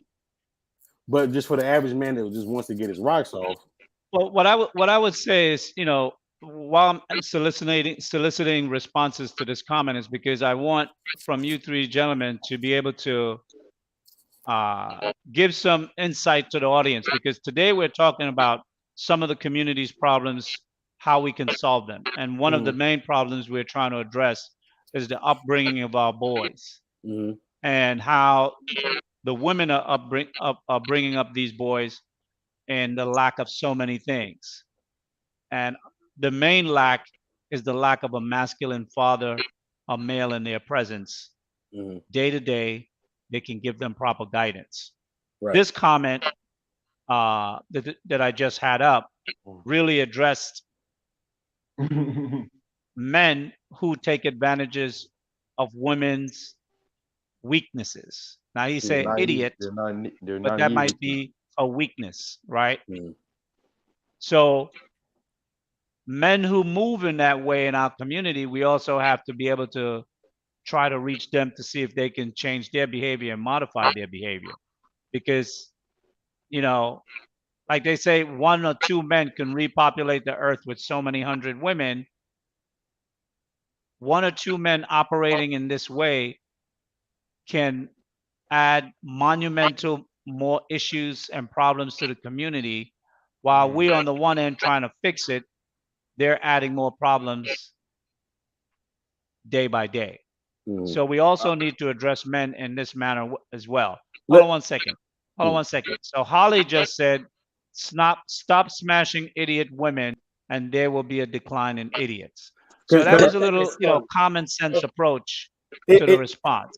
Go ahead, that is true. That is true. That is very okay. common. Okay. Well, All right. on Hold on 1 second. I have 2 other brothers in the back. I'd like to bring them up. Can't grow a beard. Okay. Cheeky, what's up? Great on? beard. What's going on, Cheeky? How y'all feeling? What's up, Cheeky? Doing good, well, bro. doing well. What's Haven't up? seen you in a while. You changed your name, huh? Can't grow. I didn't do that. I did not do that. I didn't do that. That was on the last show, wasn't it? Yeah, that was on Fight Club, wasn't it? I'm Fight not sure Club. who did it, but we gonna have to change that. No, that's Fight Club right there. Yeah, They did that to definitely. you, bro. There we go. Back to Cheeky. reality. Okay. Cool. Can I respond So to welcome that comment? welcome to Sage Talk, Cheeky. Yes, sir. Been a while since I've seen you. What's your, what do you have to contribute to this discussion this afternoon?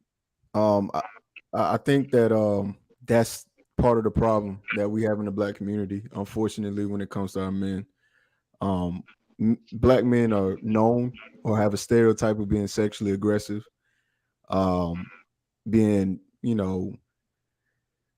how do I put this, undisciplined when it comes to their sexual choices, being, willfully ignorant and unwise with their decision making ability of who they choose as a mate. Right? We'll Hold on 1 see. second. Hold on 1 second. Hold on 1 second. Do you think Black men are willfully ignorant? Yeah. Because we know ignorant is just the lack of knowledge. Right. Do you think Black men today in 2022 don't know that certain behaviors that they perpetuate is detrimental to the community and to women? I think a lot of them do. I would say younger men they don't care. I think younger men are, but older men who are still acting in that way, that's what a willful ignorance is, because you're choosing not to be reflective or be introspective in your actions and behavior. Like, for example, that last comment, it just reeked of a lack of leadership, right? Because a leader typically takes on the responsibility of himself, but also of others, which is what makes leaders very unique. So while he knows that is an everyone idiot mute up 1 second, Cheeky. Can everybody mute up, please? Thanks. Go ahead, Cheeky. While he knows that person is an idiot by his own description of the woman, he still chooses to deal with that person for the benefit of himself or his sexual desire or need, not putting first that that's still a human being. And if you are a leader, then you take accountability for your actions, but also for her as well, if you're a leader. Now, if you're not, understand that, which means you just do what Black people have been doing, which is doing whatever they want to. But that comment just reeked of a lot of irresponsibility, a lot of selfishness, a lot of lack of accountability, since we talk about accountability. And it reeked of an issue that typically happens in our community, and it's been exacerbated because of other factors and elements. But that's a problem. That is a huge problem. So a lot of the problems that we see that exist with Black women, some of them may have their roots with Black men. Is that what you're saying? Absolutely. Okay. I think so, for sure. Okay. Hey, Hank, good afternoon. Welcome to Sage Talk. How are you, brother? You're on mute. What's going on, Mr. Lee? How you doing today? I'm doing well. Talk to me. Man, I'm just seeing this title, man, and I hope this ain't the truth. But let me ask you this, because we're talking about female-minded men Mhm. and the fallout from that. You saw the thumbnail earlier, and I'm not sure how long you've been watching, but I dropped the link in the chat earlier of the top 20 most famous trans women. Number 4 on the list was Dwayne Wade's son. So we see that there's a generational shift that has taken place, and it started at least 30 years ago, but now it's becoming pronounced because the shift is changing the children at a much younger age. And we have a large majority of female led households with no male images in them. So today's conversation was really about Black women who say that they love Black men, Black women who say that they want to be married to a Black man, Black women who say that they're willing to submit to a Black man and love a Black man. Why don't we see these women publicly on YouTube in this space? Because I look at Amira, I look at Courtney, and I look at Chic Critique. And I never, with very few exceptions, I could count on maybe 1 or 2 fingers, the females who will come up on the panel to have the conversation on some critical subjects that these young ladies are discussing. And if there's really going to be a change in the Black community and Black women say that they don't want Black men to SYSBM out to other countries, we need to see you. We need to know you. We need to know you exist, and we need to know that you have made the change or in the process of making the change to be with a Black man, and that's what you want, and what that Black man will get for staying in the community and choosing you. So, Hank, help me out. Well, I mean, like you said, you're gonna need a lot more Black women who are, and especially who are in serious relationships and who are married or on the verge or maybe who's engaged or whatever the case. We really need them on more platforms. Not necessarily have to have a YouTube page, but on more platforms, and they got to be willing on taking the bullets, taking the hits. Absolutely. Take the criticism of some of these ratchet chicks. You know what I'm saying? We'll be willing and open to do and take the criticism from them and keep pushing. Because Black men, because us men can sit there and say we want this and want that, but until they start seeing these women, expressing themselves about how great it is to be married, especially married to Black men, a lot of these chicks ain't gonna believe it. They just gonna think it's just a bunch of men crying and complaining and nagging like we a bunch of women. You know what I'm saying? And if they don't start seeing more Black women who look like them, putting their message out there in a positive light, encouraging other Black women to change their ways, do something different. You know what I'm saying? I don't think they're going to take it more serious. So actually, what you just said is very, very important. Mm-hmm. And what I think I'm hearing from that, and I think Chiki might have touched on it as well, is that what we need is like a forum of elder Black women who are married who can literally help coach young women to make better decisions, especially like what that man was talking about, where he was on a panel and there was someone talking about smashing virgins just because she's available, but he has no intention of forming a relationship with that type of woman. And we need women like that who may be young, inexperienced, but at the same time have that sexual drive that's in them to really be in places where they can get the right type of counseling and advice so they can help them make a better decision, because they may not have that influence in their life. They may not have it in their home.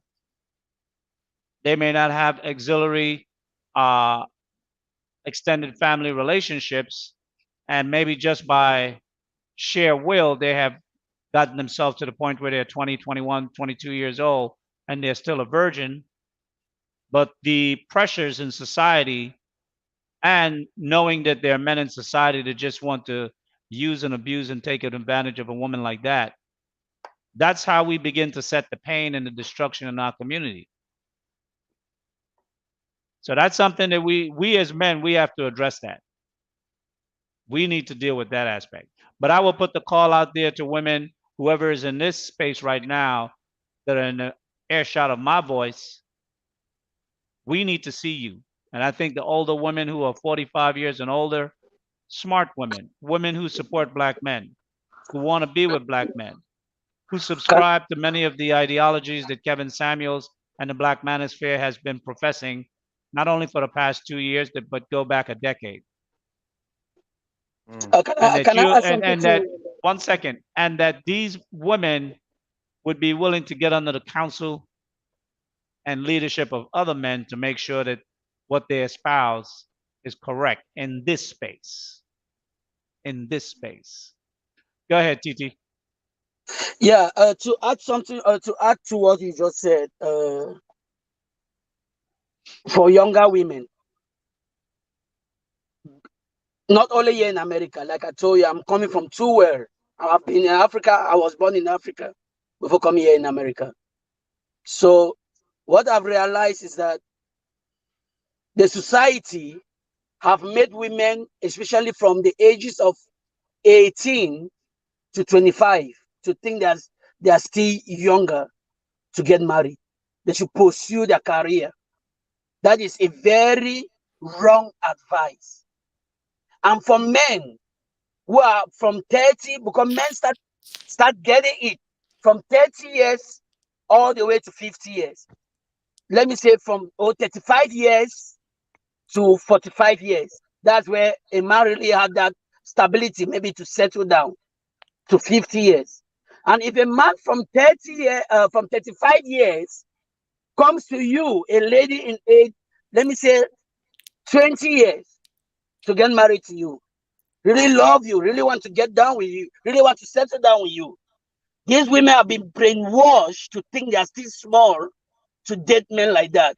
And the mistake they make is to start having unwanted pregnancy with guys that are almost their age range, but which are not financially stable. So part of the mistake, even in Africa, where these girls grow in both parents' household, the parents are frustrated. They are misleading these girls to be pursuing career. They are not really taking the time to advise them on relationship, on where their prime is from when men start coming to them. They are not putting that foundation for them to focus on marriage. Well, the And thing is, Mhm. let me interject. The thing is that we now have enough real life data that we can look into the society and see the ramifications and the fallout. Because I think for centuries past, women have looked at their place in the world as being suppressive. But we can see when women have been given so many rights that they can make the choices for themselves, that in actuality, they make worse choice for themselves than were made in the past, because they felt that they didn't have the freedom to be like a man. And it's a form of an envy, but you can't be like a man. You have to be a woman. And being a woman means you have to walk with a certain circumspect, because there are a lot of risks that are associated with being a female. Now, what I would like to say with regard to this nurse fancy comment, obviously she was speaking to somebody in the chat and I didn't catch the earlier part of that, but she said, don't fit that criteria. Now, I don't know if she's referring to herself or to something more broad. What I would like to suggest, because Miss Fancy is someone who is a regular follower of Sage Talk and many of the other network shows on Lapeef, I would suggest that maybe she consider creating a forum, maybe on this very network, of women who could counsel younger women, women that are under the age of 30, from 18 to 30, with regard to their sexualities, having children, seeking marriage, career, all these things, because I think she has gone down that path that she should have enough life lessons used through the eyes of wisdom to be able to possibly be of be of service to some of these young women, because she has said to me on more than one occasion that she's no longer a feminist, or at least Mm. she don't want to subscribe to those ideologies anymore. And if that is the case, there are many young women who are on the teeter edge of whether or not they will remain feminists or they will go headstrong into feminism. And I think you have the experience to be able to guide them, to inform Mm. them. And many times, what I find is when you teach others, you teach yourself in the process. I became a much better speaker and communicator for the past 8 years where I taught in school, because it's also forced me to become better to help those who needed my help. So I will put that out there as a challenge to Miss Nurse Fancy, because, like I said, the only way we're going to have a change, if we want to see a change, is women are going to have to step up to make that change.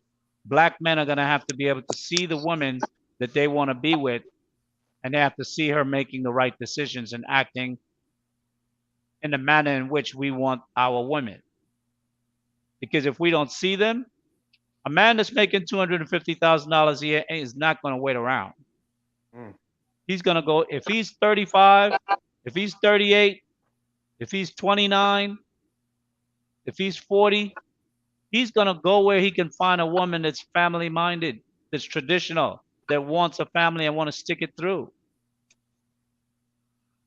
And I think it's an unjust proposition to ask a man, wait for me. And I He think gonna wait that for is us. the collective phraseology that I've been hearing over the past few days with regard to the SYSBM conversation and other things. Wait for us. We don't know. For some reason, we have no idea what it means to be a woman. So give us some time. No, They time don't has wait ran for us. out. The They don't wait for us. hourglass is empty. Well, Mr. Lee, you know something? I really think we need really focus in on these young college age girls and younger, all the way down to probably in middle school. Say again? I think we need to hit the college age girls, say about 21 and younger. Those are the ones we need to reach and teach and start training right Well, now. Because these ones right now, these other ones, they are lost cause. They're not going to change until they take a lot of bumps and bruises and a lot of mistakes is going to have to be made before they even think about changing. These heifers some of these don't want change.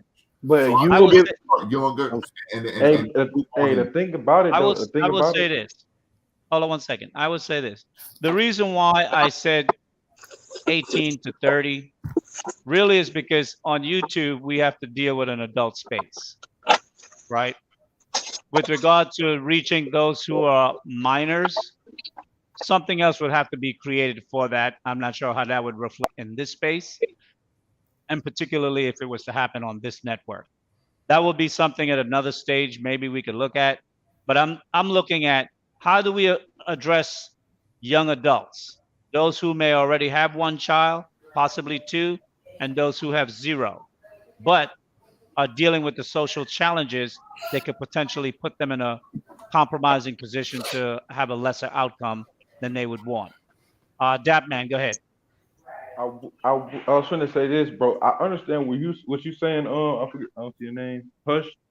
I understand what you're saying, but the thing about it is, we all know about these schools and these liberal schools and the indoctrination that they are going through at school. I had a cousin who went to college inside of what they went to college inside of in Georgia. I think it was Georgia Tech or Georgia State, and they came, but when they left, there was like there's a decent person all around, like this a nice girl, and she went there and came back, bro, and she was a whole different woman. She had a whole different mindset. She had the feminazi mindset down pat, and it's like Well, it's scary, man. And they the teach thing it in is, the schools. the thing is, you're right. Obviously, if we can address this issue before it gets to that stage, that will be awesome. But I can only speak from an adult retrospect point of view, 13 to 18.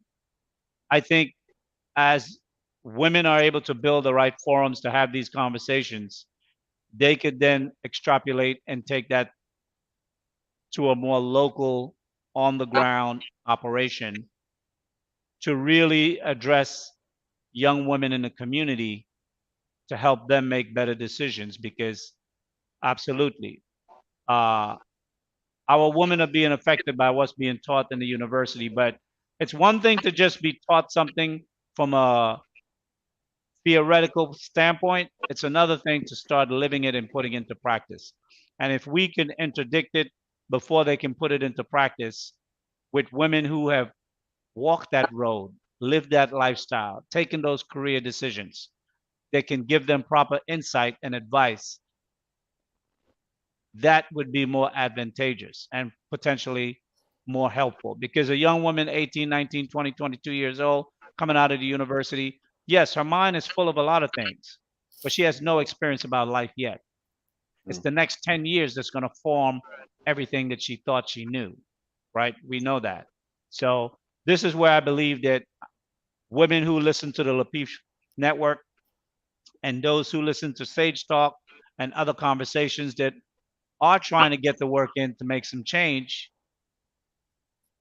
I just threw that out there because actually Hank gave me that inspiration by what he was saying. Bruiser, good afternoon. How are you? Welcome to the Lapeef Show. Trigger Mike, welcome to, I'm sorry, Lapeef, to Sage Talk. Trigger Mike, I'll let Bruiser go first, and then Trigger Mike, you'll be up next. Hey, good evening, gentlemen. Hey, what's going on? Only thing I can say is it seems like y'all talking in a solution-based pattern as far as the problem. So if I was to insert my thoughts on it, I would say for these women today, we have to focus on, what they're influenced by if we want to make some change. Because the mentality of these women has to change. So I think it's important. What change are you suggesting that you would like to see when you said they have to change? Well, give me an idea. I think their choices and how they choose the men, especially Okay. black women. All right. Okay. Because well, we're only talking about black women here. All right. So in order for black women to have any value, it has to be associated with a man. That's just my belief. So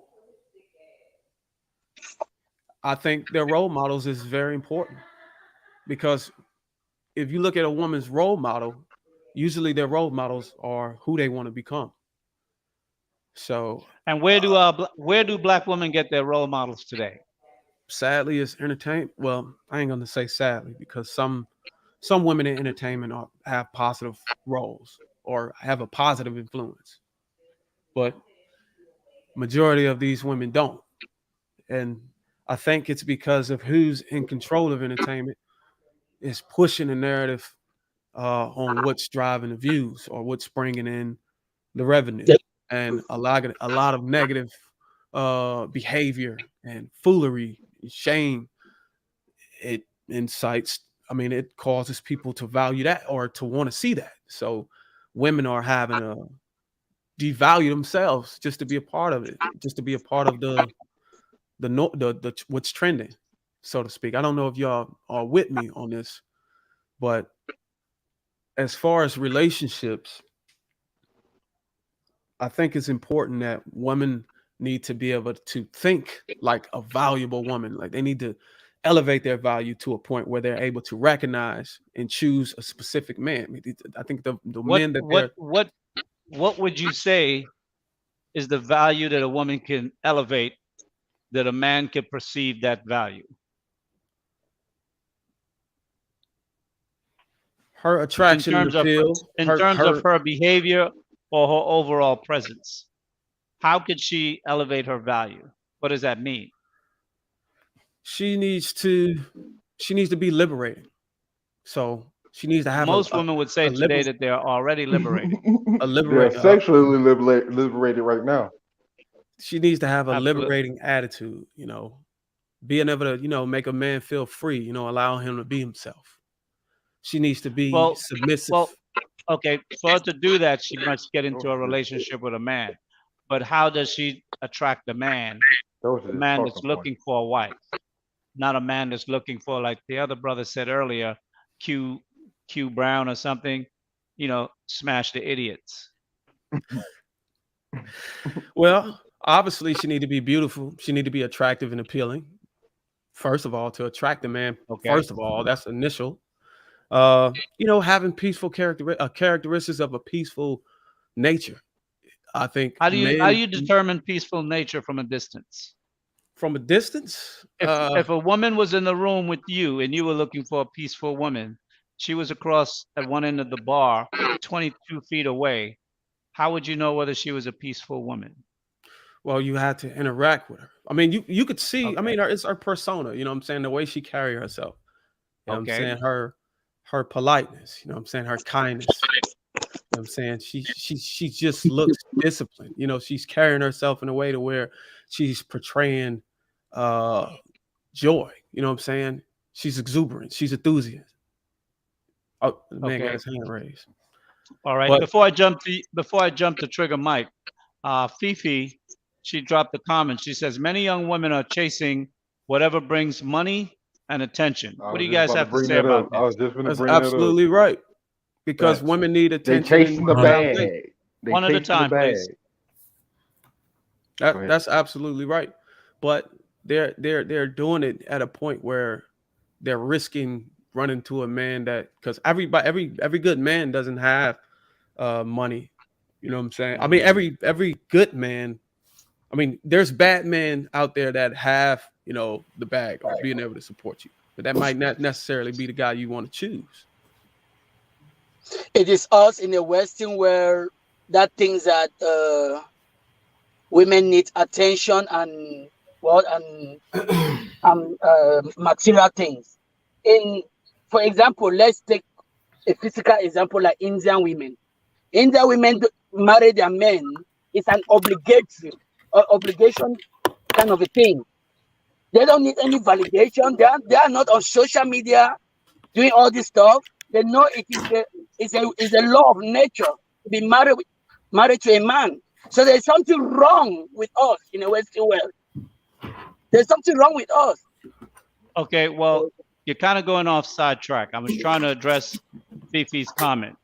Trigger Mike, what say you with regard to the overall conversation? First of all, the main topic, female-minded men, and you know, what are possible solutions we can do to address this? Because we've got a large household of females who are raising young boys. They say they love black men. They say they want to be in a relationship with black men, but yet we see women by themselves with children, and particularly boys, and we know the outlook for single families and boys who are just raised by their mothers. Hello, everyone. Thank you for having me on. Yeah, interestingly enough, I was just talking about this with my father-in-law, and he's a pastor, you know, so, Okay. You know, we get into it when we go over, you know, he'll bring the Bible and stuff, but it's absolutely correct. I mean, too many female-minded men in the Black community, and I believe that there is no issue in the Black community that we currently suffer from that isn't traced back to fatherlessness. And fatherlessness, particularly, boys suffer most. I know that sounds one-sided, but boys do suffer most. Without, I think one of the biggest things we don't focus on enough in the Black community is that our women double down on their bad behavior. Grandma was single, mom was single. Now you're single with kids, and sisters are single with kids, and they're still doubling down on this bad, destructive behavior. Well, And if I may add to what you're saying, it's not that they're doubling down. It's that you know, humans learn by trial and error and by doing. That's why, you know, sometimes older parents used to say, "Do as I say, not as I do," because they know that they were doing something that they didn't want their child to emulate. So they would try to tell them what to do, but in the end, the child end up being just like them because the child will emulate what they see. Yeah. Right. Absolutely. So the reason why grandma, mom, and now the third generation are doing the same thing 75 years later is because they saw it demonstrated before them. Yeah. And they just automatically mimicked it and did it into the next generation. Look, So Yeah, obviously also, we have to interrupt the generational mimicking of certain behaviors to try to stay it and root it out. we But also it's got gonna take the black woman to want to do that because she has control over the children. So go ahead, continue. Oh yeah, no, you're absolutely right. So, and it's well, again traced back to fatherlessness. There's no man to stop any of that going on. So, I say a lot that I look at myself as privileged because I grew up in a 2-parent Nigerian household, right? And one of the things that I see from my peers and what they're lacking, as far as the example from their fathers, is that it's the constant interference and from their mothers in a bad way that was detrimental to their upbringing and even their thoughts. Like, I can't really understand why so many women in our likeness don't see the perpetual cycle as it happens. They'll choose wrong, right? Consistently choose the lowest ranking black man in a group because he's weak and he won't give much pushback, but then have everything bad to say about them and then not take accountability for their choices. That is a perpetual issue that keeps happening within our community. I think it's really bad. I think we're going to have to hit a fever pitch with it. And spaces like this, I'm just glad for them because of the platform they give to talk about these things. I mean, go ahead, that man. You Yeah. was raising your hand.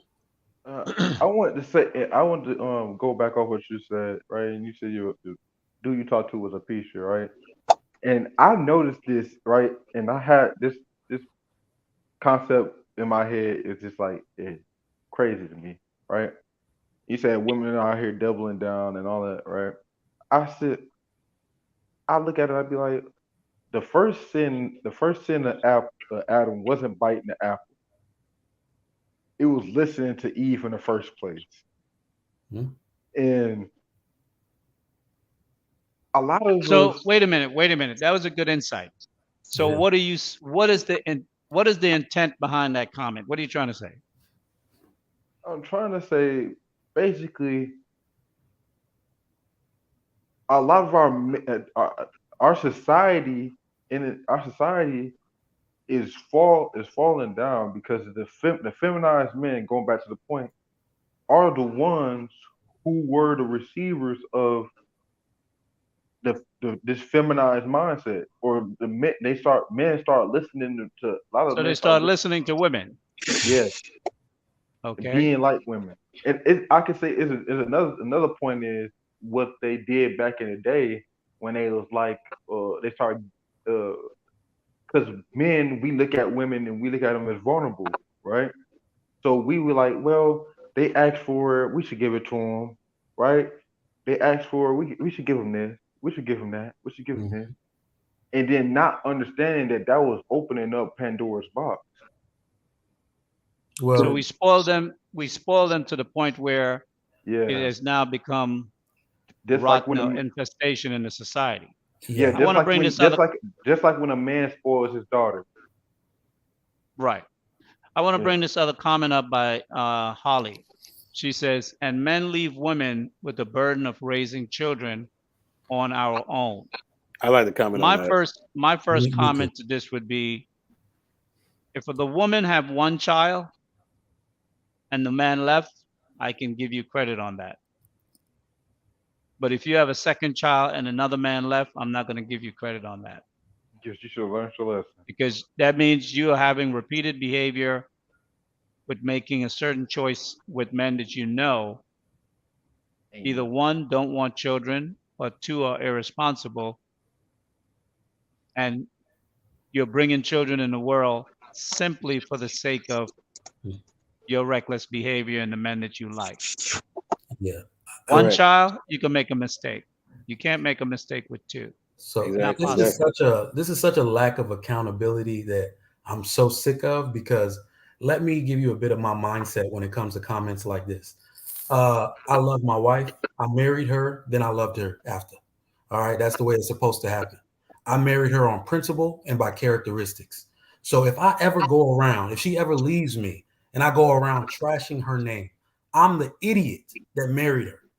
I'm the idiot that married her. I look stupid by talking trash about her. So she immediately looks stupid for talking trash about the person she willfully let into her body and birthed a baby for when she has complete control. I'm completely sick of that rhetoric. Don't talk trash about your baby daddies no more. You let them in there. That to a person like me, the way that reflects on a woman, she needs to absolutely take accountability for it. Shut up, own your mistakes. That's the type of stuff I'm on. You can make better choices in the future. I believe it shows maturity. If you're like, you know what, I was thinking bad, I wasn't really thinking that through, and I don't behave that way no more. That is maturity and progression in the Black community.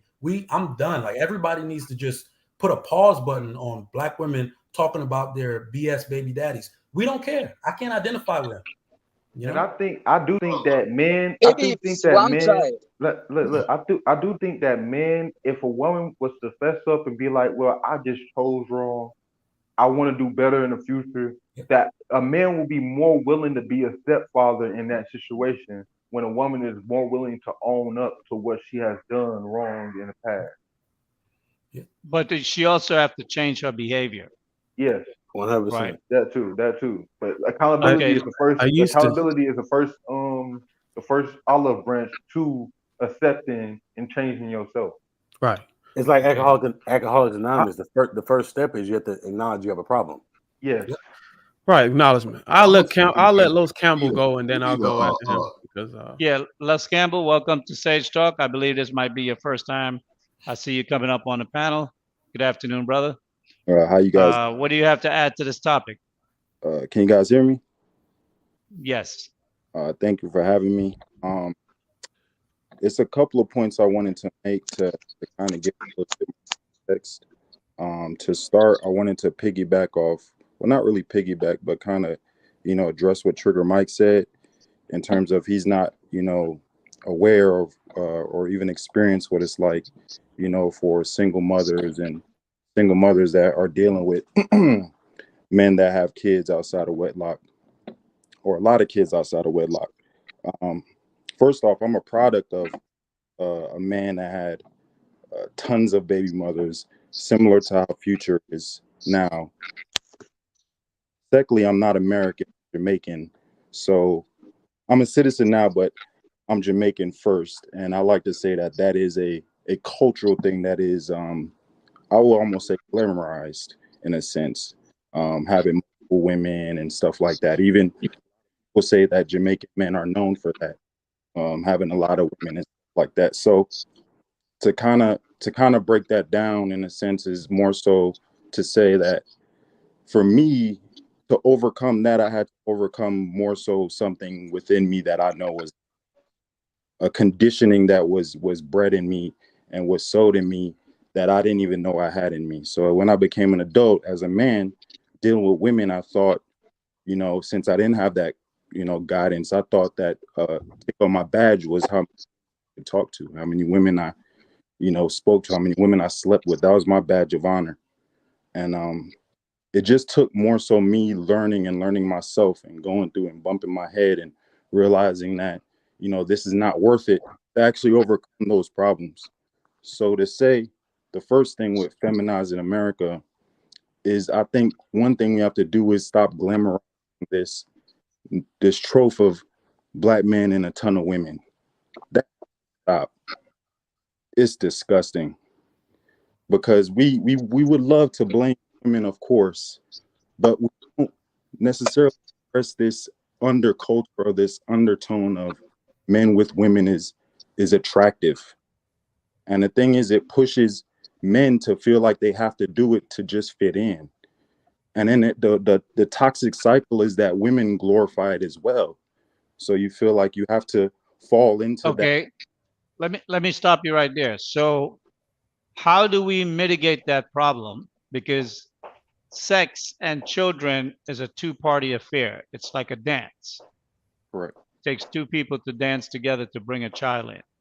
So where do we address the issue to slow this thing down so we can change course? What's your suggestion?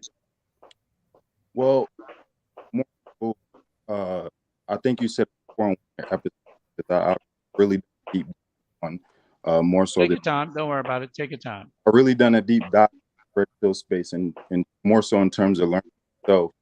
And I learned now that the future is, our footprint in media. And I understand that that's the future, period. Did this digital space. And I believe more so than having these echo chambers between ourselves is more so our social. You're fading in and out. Hello? Explain what you mean when you said these echo chambers between ourselves. Well, what I noticed a lot of the times when I speak to people that I know, or even women, that they don't even understand the plight of what we are both having, or both of the issues that we have going on. It seems like we're on two different planets. You know what I mean? Okay. What I mean is more so like a local outreach within our community, or not even our community, and just our local network, in terms of speaking our truths and speaking the things that we see. A lot of the times we don't speak. We just are observing the things that's going on, and we come to spaces and we speak about it in terms of, instead of doing that, we flip it and actually try to correct the issues that's going on around us and speaking on it. Okay, but throttle back a little bit, because the thing I'm trying to get at, because you were talking about how, it's the men with regard to the sex Right. that is corrupting the community. It's So what I'm trying to get at is, how do you address that part? Because we understand that when it comes to relationships, men select women that they want to be in a long-term relationship with, right? Right. Okay. But when it comes to access of sex, it's women who make the selection of who will come between their legs and who won't. Right. Correct? Okay. So based on that understanding, who do we approach first to try to solve the problem so we can stymie it and then make a turn? Who we approach first? Well, yes. That's a tough one. I feel like we have to approach the women first. I definitely agree that first, I think we have to music, to be honest, because I believe that conditioning outside of speaking to it is what's really causing us, because the music, what we see in media, controlling what women right, like. But one thing at a time, right? We can't control the music at present. Right. We can't control the media at present. Right. Those things have to be built in as black men get more money and authority and ability. We can start to create more black media, male-centric spaces. And if I may, in the short term, okay, I'll let Bruiser come in. In the short term, how do we? 1 second, Bruiser. How do we? Because obviously we do have to address the women in this, because they play a vital role.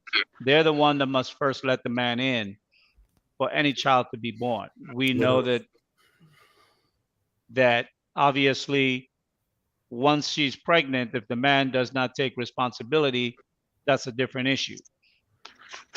But the first thing we have to address is, how do we minimize the fallout of children by men who are not men that want to be fathers or take on the responsibility of fatherhood once it's presented?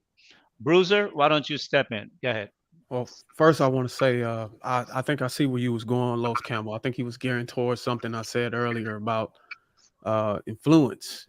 You might have used other words, but I think it sounds like we're trying to fix a problem or an issue that is causing a mass issue. And in order to affect a mass of people, you got to have the ability to attract mass attention. And I think that's why you and I was shooting towards, entertainment and social media and stuff like that influence. That's important. Yeah, it's hard to do.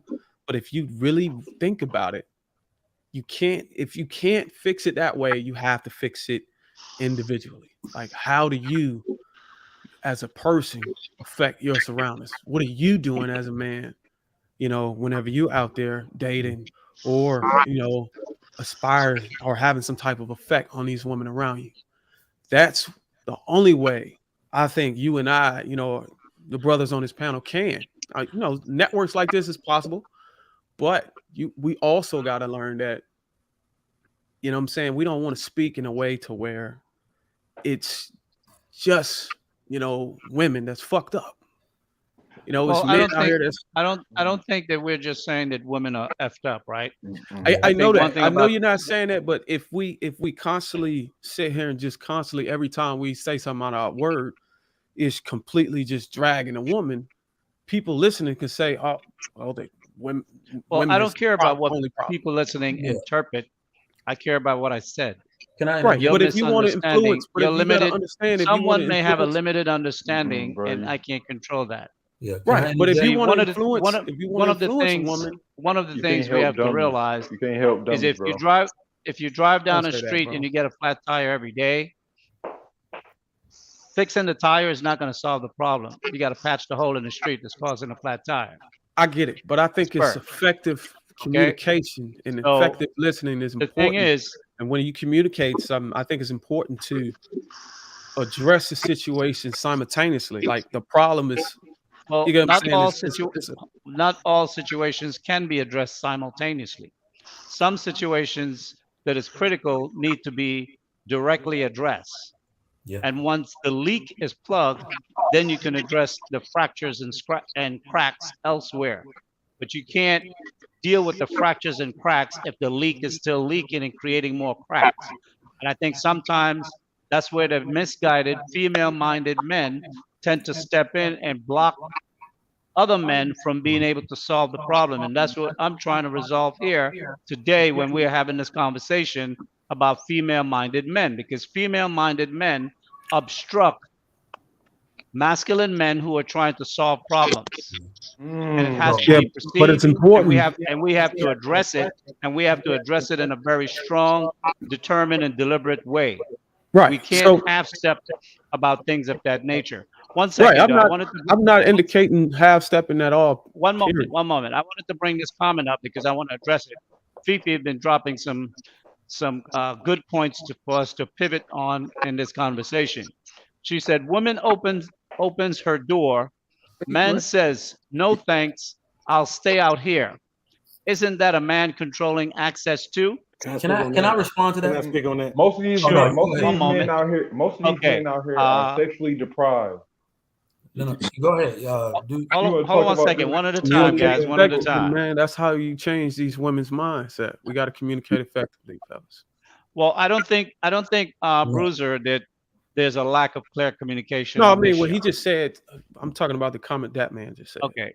It's true. Yeah, though. the It's commenter. true. I think the commenter. I like the comment, and I think the comment adds to the level of the discussion that we're having.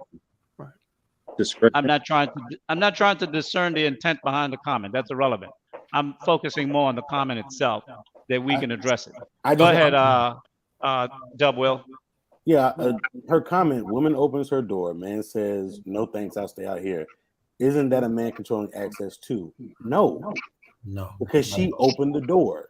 She chose to stay outside, but if he wanted to come in, she granted access. It's common sense. If you open it's a difference between if a man kicked the door down. You didn't grant him access; he just bull-darted his way in. But if you're opening the door, you have given him the choice to come in or not. If he says no, that's on him. just made a But decision. yes, he made a decision. add to that? But you still granted him access. So yes, this comes back to accountability. I don't know who said it, but somebody said it. When it comes to sex, women have access to that. You cannot remove yourselves from that accountability. Women grant access to sex. Women decide who gets brought into the world. Period. There's no two ways around that. Let me add something to what you're just saying there as well. You know, it reminds me of when I used to watch the vampire series that were on a few years ago. You know, you have to open the door to let the vampire in. The vampire wants your blood. Right. Now you open the door and you say to the vampire, well, it's up to you not to come in. I open the door, but you don't have to come drink my blood. That's ridiculous. I got That's another. ridiculous. I got another. And I I got think another analogy right here. I'm trying to point out the ridiculousness of this statement. It is Because the weird. ridiculousness of this Very statement is ridiculous. that a sexy, attractive woman that a man would want to have sex with say, Yeah. here, come and get this. And then the Yeah. man is supposed to say, no, I don't want this. I was pursuing you for the past 2-3 weeks, but now that you're going to give it to me, I'm going to say no. See, this is where women again Listen. try to Deflect. deflect accountability for what they do. And it's so important that we address this type of mindset, because unless the woman is really about that thing, about making that change, not because you know what? Men have urges, women have urges too. So Well, I've Mr. heard. Lee, I'm gonna say it again, like I said earlier, man. We need to start at the middle school and work our way up to these college age kids and change their mindset. Those are the ones we need to start and influence and encourage them to do the right thing, learn how to be wives and all that. Most of these chicks are, man, they are lost cause. Look at these comments, look at these statements. They are lost cause. They're not even worth even attempted to try to change until they take too many bumps or losses or falls or whatever. They hit that wall.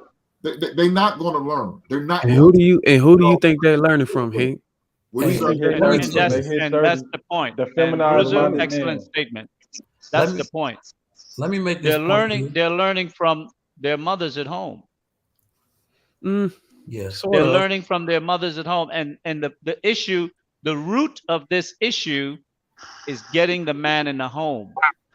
Yep. Getting a woman that's a part of it. That is family focused and family minded and wants a husband, a black man as a husband, to raise a family together. If there's no man in the home, we're going to continue to have women that think this way and behave this way. I agree. And there is no age you can catch it at that point. Because by the time they get to 18 years of age, they should not even be thinking this way. You see what I'm saying, Nick? Yeah. So I know where you're going, but we can't go into the home. You're right. We can only deal with the women that are mature adults in this space. But Mr. Lee, even if the fathers are not in the home, because we all know that we're asking a lot for them to right with some of the situations.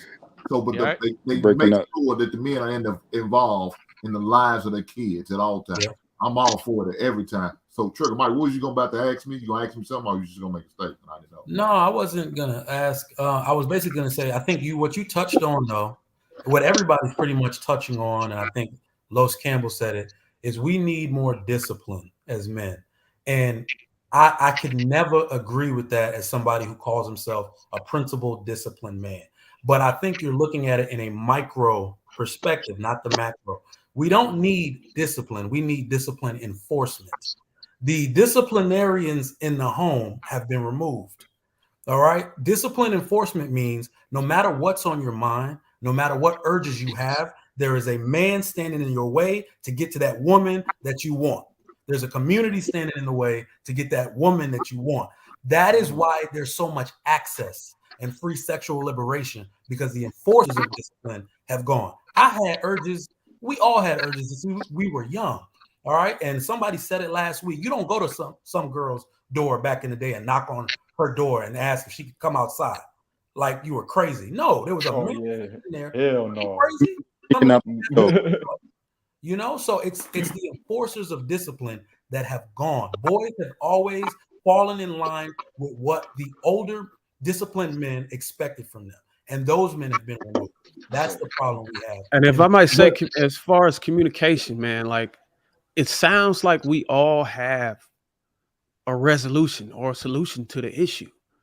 But from what I'm hearing, and I don't want anybody to take offense to this, but because this draws back to when I say communicating effectively to get these women to change their mindsets. I don't know if I can say that we all have our solutions are a common thing. Like, I don't think we all seeing it the same way. You got some people saying you need to check the education, college and high school. You got people saying that you need to check social media or whoever the Those are just influence. You ideas. got We're people saying you got brainstorming, to bro. fix it with the parent. I think if we want women to understand these changes, we need to map out a common solution that they can understand, because it seemed like it's scattered. Well, So you're now when right, they man. listen to us, it's like, damn, what are You're you? right. And let You me- saying I this? Can I take it a step? Just take it a step ahead, back. Deborah. Were you done, Bruce? I didn't mean to cut you off. Are you done? No, go. I'm just saying it's just I think the solutions that we're coming up with is so scattered. It's not like a standard, you know. Hold on one second. Let him address it. Let me address it. Go ahead. One main common solution that they can understand is, hey, look, just check this out. Okay, go ahead, Deborah. I completely understand your point. That's some of the issues I have about being, just pro-black or in general. But when it comes in particular, is that me echoing? I'm sorry, I hear echo. Is that me? Yeah, mute up everyone else just to make sure. TT, mute up. Can you still hear me? Go ahead. Is it me? Okay, it's not me. Okay.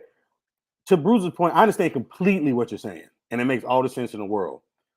But my main question is, when you're talking about black men addressing black women, do black women even feel the need to even listen to black men? I mean, you can come with a clear, concise, laid out plan that makes all the sense in the world. Do they even feel the need to even listen to us? Do black women even consider themselves part of us, or do they just consider themselves their own separate entity that can just do what they want to do? That's the issue I have. Like, why beat your head against a wall against a group of people that, well, for the most part, are just not going to listen to you? If I answer that question, I said earlier how you need to have them elders and those people who are married and who are maybe fiance who are engaged to get married or in a serious relationship on their way to marriage. We need those type of women to step up, because they're not going to listen to a man. Like, they don't listen to us. We all in here can say what we want to say. They're not going to listen to us. No. So that's why I'm saying we need for them women to be willing on taking a hit, take the criticism, do what they need to do to encourage these women more to want to be married, want to be in relationships, and show how great of a being married can be. You understand what I'm saying? That's the only way they're going to listen. Majority of them. Now, you may have a few out there who that will take heed to what some men say. I'm sure there are. I'm not going to say all of them. I'm sure there are some out there, but for the most part, it's going to take another woman, and it's going to show that to show the proof.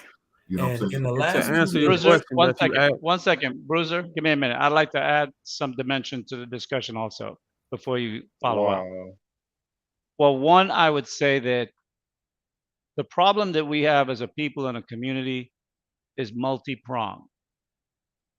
I don't think we can have like one vaccine for all the issues that are present.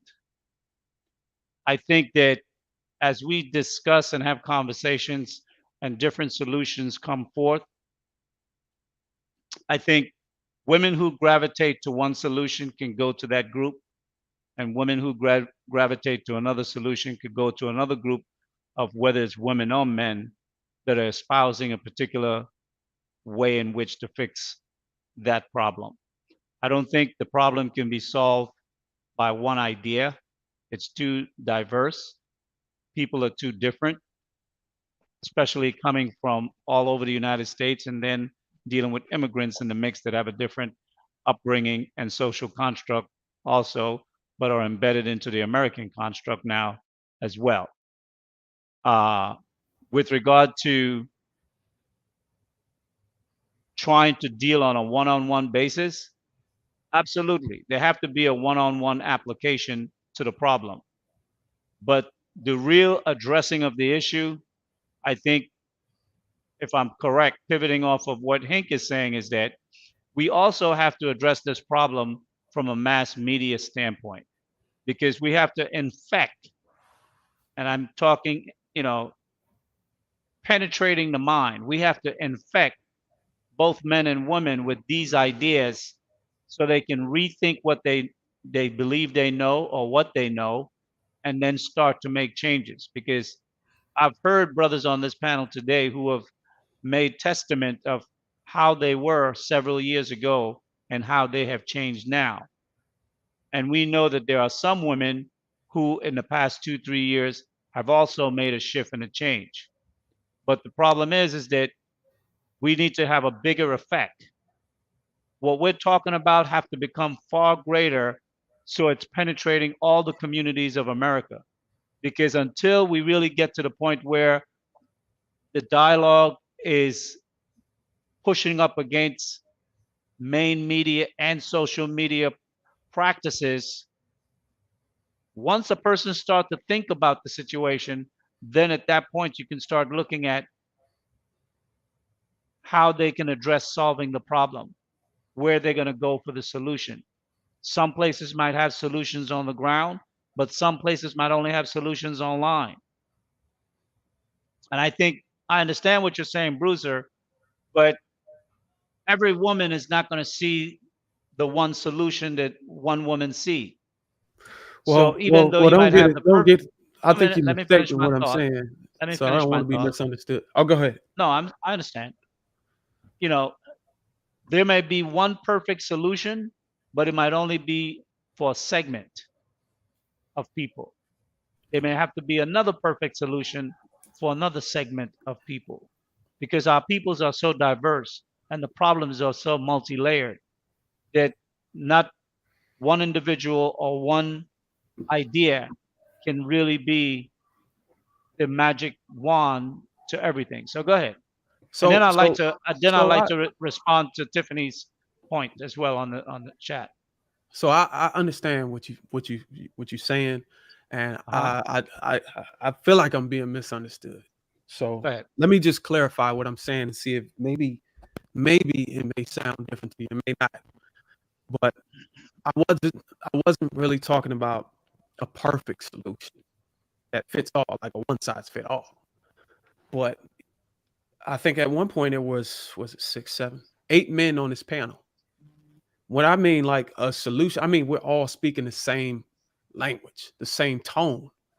Our solution is going in a similar direction. Not saying that we have one perfect solution or one vaccine, so you stated, Okay. but we're all the language, the energy that we're coming that is spoken through our words is going in the same direction as far as the solution.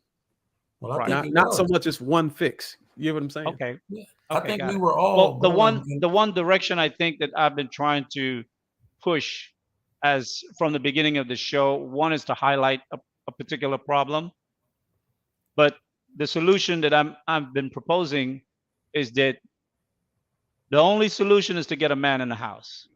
Yep. If you're a single mother raising a child, male or female, but specifically male, you need a man in that house that's going to help give direction to that male child. Now, women, not every woman is going to make that decision. I know that. I'm not looking for every woman to make that decision, but particularly to women who have not given birth to any children yet, that when they consider starting a family, they do it the right order. Get Yeah. married first and then have the children after. Because a lot of the problems that we're having in our community stems from single parent households, because there's a large influence by media, and where, from what we can all see, females are influenced far easier than men, and they need the approval of society as a group for them to move and do things. Men are more individual minded. Now, I'm not saying some men don't get swayed as well. They do, but it's not in the same numbers as the females. And we're also looking for men who want to be fathers, who want family, who are traditional, who can look at the future and want to build if they haven't arrived there already, And we are saying, women, look at your options. You can continue alone or you can continue with a man. And I'm not saying any man. If you picked wrong in the past, granted, you made some errors. What are you going to do to change that? In this space, we talk about mindsets, how to change mindsets to get better results on the ground. The whole red pill ideology is about men having a better understanding of society and women and female behavior and a lot of these things. We also express what men want from women.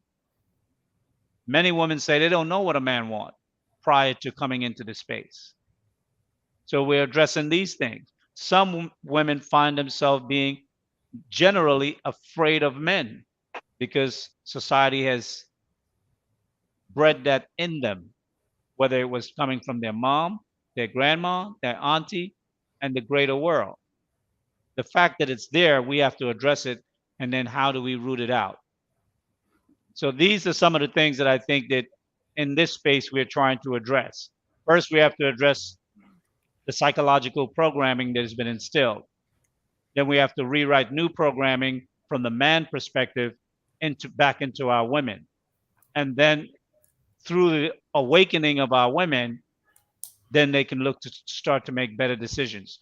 But as the awakening begin to take form, men in general need to see women actively. If you're going to be in this space, don't just be on the sidelines. For women that have shows and have panels, I'd like to be able to turn on a mirror and see 8 women on the panel with a mirror, not 8 men. Because Amira's show is for women. It's the women that need to make the change, and they need to do it with other women. And I know some of the topics that she discussed, men want to contribute and support, and that's fine. But not only Amira, Courtney Michelle, she has a good show. And there are others. But my point is that we rarely see the women who say, I love black men. I want to be with a black man. But then they're nowhere to be found. It's guilt. And whether it's guilt, whether it's fear, whatever it is, they're going to have to take the risk because we are taking the risk. Because we are putting ourselves forward to say, this is what we want from you. And if you say, I'm down with that, I agree with you, then you have to be able to step up and show yourself. Because by doing that, what it does, it makes the other young lady on the side that's looking say, me too. That's why Kevin's show became so successful. Because one by one, women dropped their fears and they cammed up and they spoke the truth. Now, some of them say my truth or whatever. They spoke the truth as they see it in their lives. And then it got challenged. And the thing is, the only way we're going to fix the problem and make a real change is if women start to stand up. Because the women that are standing out publicly right now are the type of women we don't want. And we all know that. Yes. Go ahead. What do you mean by it was guilt, Bruiser? I'm just trying to understand. I don't know what you meant. Oh, okay. Bruiser, he's asking you a question. Oh, I'm sorry. What did you say? Yeah, when you said it was guilt, what did you mean by that? I don't understand what you mean. Okay, so when I say guilt, women use guilt as a way to mask their insecurity. So that means they know what they've done. They want to be right so they can protect their insecurity, and they can't do that on a panel like maybe Amira's or some of these panels that actually attack a trait that a woman have to be accountable for. So these women are not going to be able to come on a panel. They don't want to make themselves look foolish. So I think you got to have you got to present a certain method. I think Kevin Samuels did it like Mr. Lee said. Kevin Samuels came up with a method where he was able to allow these people to come on the panel before sniffing out the impersonators. You know what I'm saying? He allowed them to come on and then he sniffed out the impersonation. So well, the thing is, appear as a high quality woman. You want to appear as a good woman, but we're going to ask you these questions and then we're going to sniff it out. So now he's able to get these people on. But if we go out here spewing out all this information and it's just demotivating. No, I'm not. Well, Well, one, I'm not it's saying, good information. Trust me. No, but what I'm saying is that I I'm not get what looking you're for saying. them it's trickery behind necessarily. it. You get what I'm saying? I get what you're saying. Okay, I'm not looking for them necessarily to really come up on Sage Talk, because this is really men centric, right? Yeah. But Well, I'm talking I know about that. I'm talking about the shows where females are talking about not only female issues, but issues that pertain to the Black community and the men. Well, it's And going to just the require them mere, to have some just type of hear me accountability. out. Just the mere fact of them engaging in the conversation, listening to what their points of views are, will allow men to be able to see how far along in the process are they to making their transition, or are they just sending up smoke screens to remain where they are, but to sound as though, talk the talk as though they down, and really they're not. When you show your face and you speak and say what you believe or think, people can read you. And yes, they want to hide, but the time for hiding is no more. Yeah. Because the past few days, I've been hearing a lot about why the top men are leaving and going overseas and getting with other women.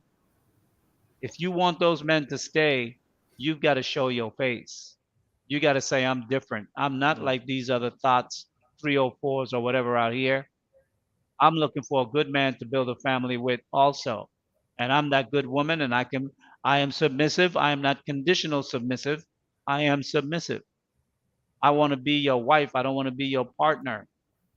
They have to willingly be able to sit on a panel and have those conversations. Not every woman is going to be at the same place at the same time. And it's going to take time, and we'll be able to see their transition. But in the meantime, they'll have an opportunity to potentially meet a man that they can get with, to build a family with, and work through getting through that transition. But if they never are willing to take that risk, nobody's going to search them out. We're talking like the brother, what was the brother up here earlier? Los Campbell. He said earlier about an echo chamber. One thing I don't want to have is an echo chamber. I'm not an echo chamber kind of guy. I'm a solutions type of guy. When I talk about the things we talk about, that's why I'll be pushing you guys, because I'll be trying to dissect and get into your head for you guys to give me real solutions so people can think about and then go put into action. Because I don't want this to be an echo chamber. And ladies, I want them to be able to find solutions. And the men that we're talking to make the changes in their life day by day. Go ahead. Who's that? Yeah, that. Go ahead. I gotta go. Appreciate I having you wanted- on, Mr. Lee. Thank you. All right, Okay, peace out, no bro. problem. Have a good day, Dubwell. I want to say this. The reason why the dudes that are inside of the higher class can't find a woman, because we don't have a class system, right? And We don't have the what? in our group, we don't have a class system. We don't have a we look at it like we don't want hierarchy, right? We try to destroy all hierarchy, right? Where all the good women that's at the top, and this is how the women get around and communicate. All the good women that is better, right? We don't want to hold those up. The women around them, they shame those type of women, and they put those women. They try to put those women and snuff those women out and put them at the bottom, right? I try to be like, and try to shame them, put them at the bottom. They don't like hierarchy. And the men at the top, they show, but the women that is at the top, they don't show, because it's like almost like all the women are bunched into one basket. Like Well, the thing is, if the women want to represent themselves at the top in a hierarchy among other women, they're gonna need to step forward to do that. Yeah, they The don't. black man That's why has it's done hard it. to pick from them. 20%, 15%, 10%, 5%, and 1% black man. We have done it. And we've made it perfectly clear who we are. Black women are going to have to separate themselves from the thoughts and the 304s to let us know who they are. And if they're afraid to take the risk, then no problem. Don't complain about the SYSBM guys that are bouncing. Absolutely. Because the guys that are bouncing, they know what they're going for. These are men who have worked 10, 15 years. They got skills. They're talented. They're smart. And they can make very good decisions. And they're not fools. And if you want a good man like that, you're going to have to present yourself to him. He's not going to come looking for you and find you, somewhere, wherever you hiding out. And we got to stop that. We got to start talking straight to women. I talk straight to women because I don't believe for one moment that a woman's head is in the ground, in the sand, and she don't know what's going on. She knows exactly what's going on. Yes, you know. When you could dress up and put on a revealing body outfit and show your ass and know exactly how to pose, you know what's going on because you know exactly what you're doing. Stop. Mm-hmm. And See, I'm not in the area where I'm chasing women, like many of you younger brothers. You're in your 20s, your 30s, 40s, whatever. I'm in my 60s. I ain't chasing women like that. I see a woman that's interesting, I just say something and she's gonna have to step to me. I'm not gonna go chase her. Yeah, I move differently, right? Yeah. But who's the new brother? I'd like to address this comment. It says, "I don't listen to players" by Tiffany. Who's the new brother up here? Welcome to Sage Talk. Was that Trayvon? Trayvon Watts, how are you, sir? I'm doing good. How are you? I'm doing well. Well, first, why don't we address the comment Tiffany made?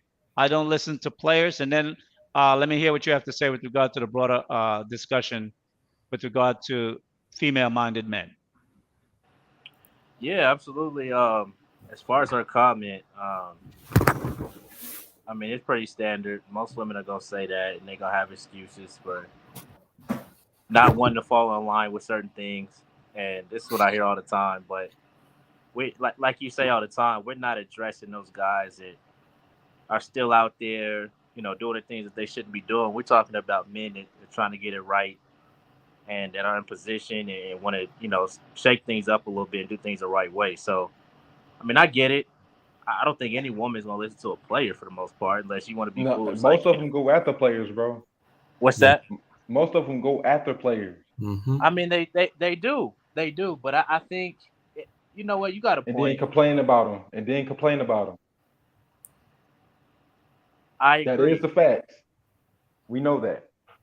Well, my question is she saying that the men on this panel are players by the suggestions and conversations that we're having? That's what I'm trying to. That's what I'm trying to assess. Probably just upset. I'll say, be wary of anybody who's telling you who they don't listen to.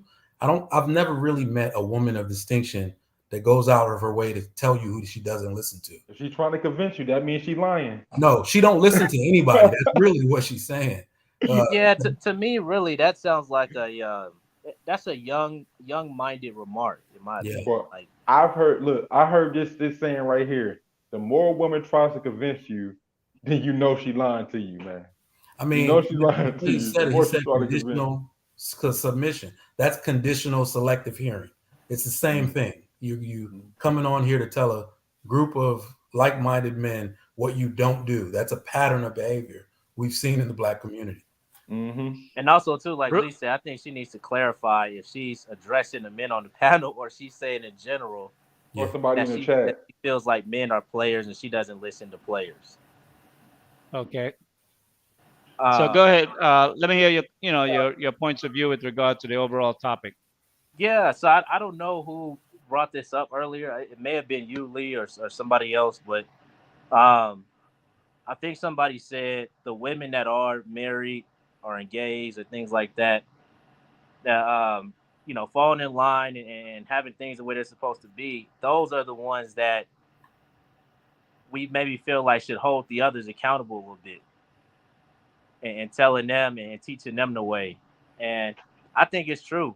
Somebody said on the panel, they don't listen to guys. They don't want to listen to the men.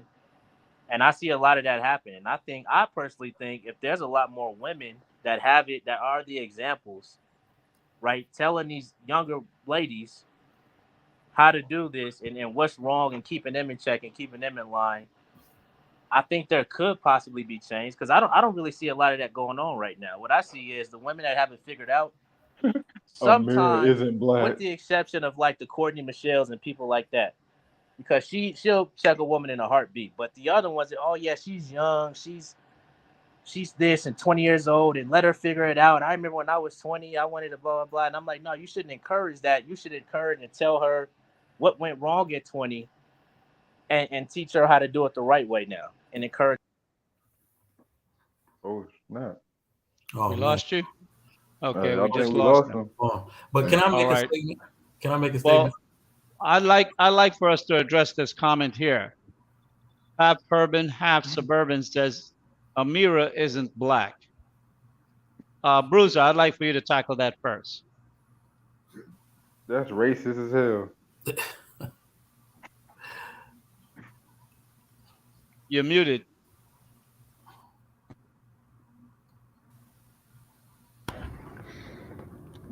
Well, I don't know her nationality, but I will say she doesn't appear Well, to be white. Amira is Lebanese. Amira is Lebanese. Right. She don't appear to be white to me. And Well, the issue is that she's not black. What? Let's deal with that. As it pertained to my commentary saying that Amira has a show whereby I would like to see more females in the conversation on the panel as opposed.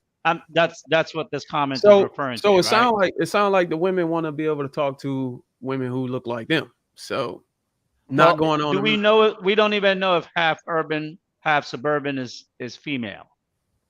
We don't know that.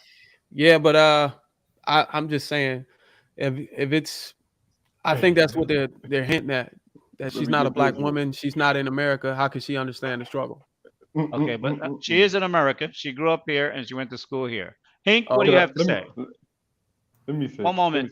I'll get to you. It's crazy. Let me tell you this. If Bill Gates want to teach me how to get rich, I'm not going to turn him away just because he's a white man. Thank you. I sound like a goddamn fool. Thank you. My God. Oh my God. So let me Thank you understand, man. Look here. Y'all heifers need to stop this bullshit making excuses, man. I can't stand this shit. I can't stand this. Man, if they're going to, I don't care who it is. A fool could teach me how to not be a fool. If that's the case, let it be. A broke man could teach me how not to be broke. Because I'm not going to do what he did to get broke. He's teaching me something. A bum, a homeless man could teach me something. You can be taught by anybody, anywhere. A child can teach you something. Ooh, come on, man. Preach. I mean, so we need to stop this, man. Oh, just because she's not black means I can't learn from her ass. I'll be damned. Okay. If you can teach me something, teach me. Les Campbell, what's your comment? And then Dap Man, give me your comment. And lastly, we'll have Trigger Mike. That sounds like a modern woman's comment, to be honest. Okay. All right. Cool.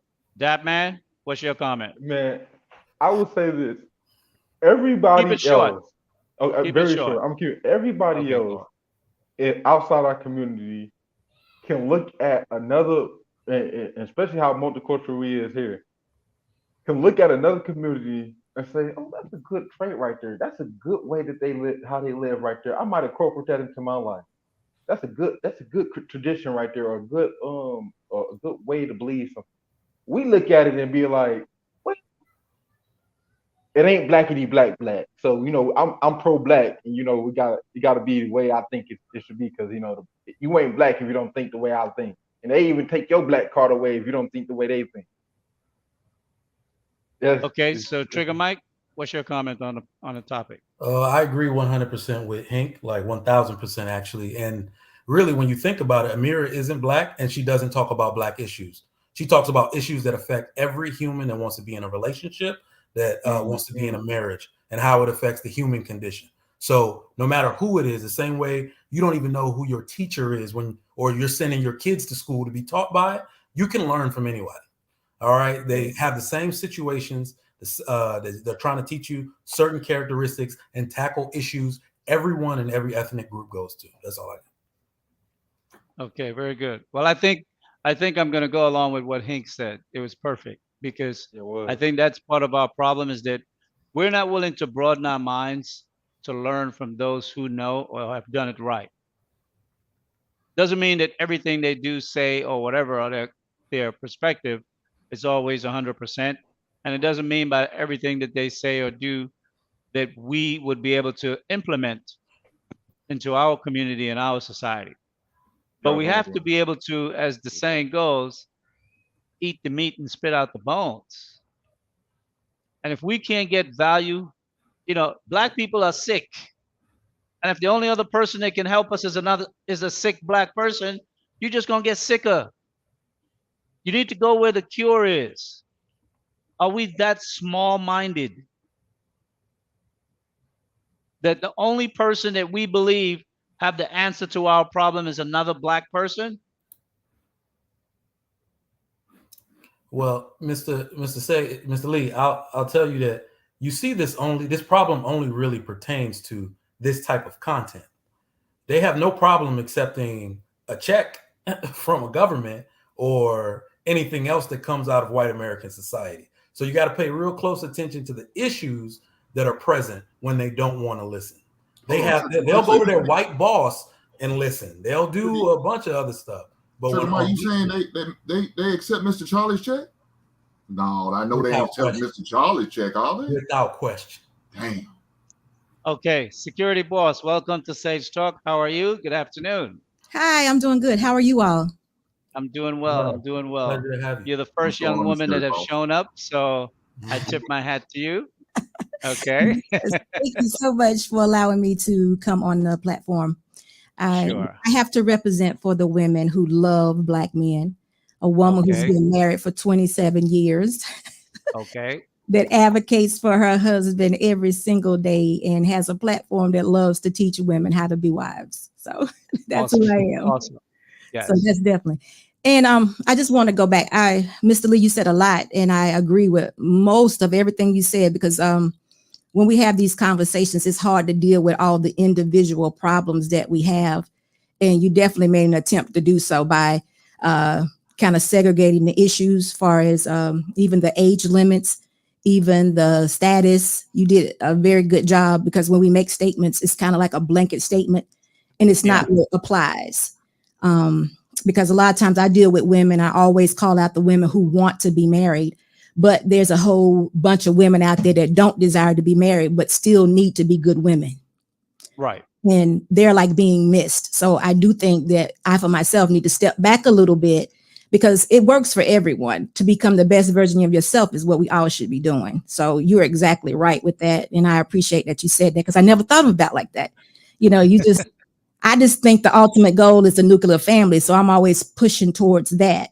But there is a way that we can speak to women that don't know right today that they want or even need to be married, and still make them the best version of themselves, to one day that they may see that they're here to be the purpose of being married and to procreate with a man. So absolutely. I definitely appreciate you saying that. Well, let me ask you, because the topic today is female-minded men. And the thumbnail, I'm not sure if you saw it, was a rapper who is a trans image type situation. And I also had dropped the link in the chat earlier about the top 25 most famous trans people, of which Dwayne Wade's son was number 4 on the list. Caitlyn Jenner was number 1 on the list, and so forth. So we have a multi-pronged approach on how we're being attacked as a people, and the problems that we're going to have to overcome, and the challenges that the black family face. And the thing is that, you seem to be of a woman that come from an older school mindset, and who understood that a woman can't raise a boy to be a man, that boy needs male influences in his life, especially once he start getting at the age of puberty, when he's getting his masculine nature is coming about, where he wants to buck. Back in the day, grandparents used to say, you're smelling yourself, things of that nature. And that's really where it's no different than when a woman first have a first period. When a young girl have a first period, she is, thank you, Les Campbell, she is nurtured and embraced and educated as to the changes that are going on in her body, and to make her feel good and positive about that. But There isn't anything really that offers young boys, when they're coming into their young nature of being a masculine young boy, coming into being a man, to really help him develop and be positive in his masculinity. Usually because he is in a household with a mother, and if she has more than one children, she will try to suppress that behavior because she doesn't know how to deal with it. A masculine child, especially if the mother is 5'4", 5'5", and now you have a 12-year-old that's 5'8", he's bigger than you, he weighs more than you, he's stronger than you. And the words that you used to control him before are not having an effect. And the hits that you used to give him, he just shakes them off. Yeah. So what tends to happen is that the woman will try to suppress as much as possible that masculine nature. But now he also has society feeding him another nature, a feminine nature. And we're having more and more young men adopting that feminine lifestyle.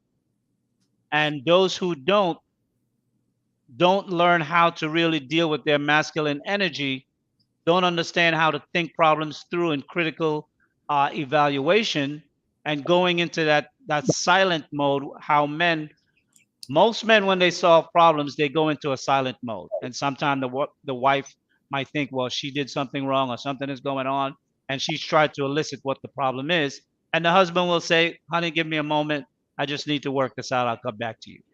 But our young men don't learn that, and in their teenage years, they're expressing the female reaction that they've grown up with in the household through their masculinity, and it's coming out as violence.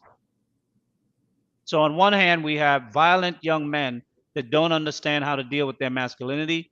And on the other hand, we have other young men who are making a transition into full-blown femininity at some point. So I would like to get your feedback on this topic, and how do you suggest we tackle that? Okay, so there's a couple things that I would do. So guess what? It's not a surprise anymore that the men may not be in the home. So for women to say, oh, I didn't know it would happen this way, or, for them to think that they can even teach the young men how to be men, that's a joke. That's not happening. So since we're aware of the situation, we should definitely try to build the relationships, even if the dad is not in the home, even if there's a child support order. I don't care what it is. I think women and men should build relationships, or women should foster relationships for the men and their boy children, even if he is broke.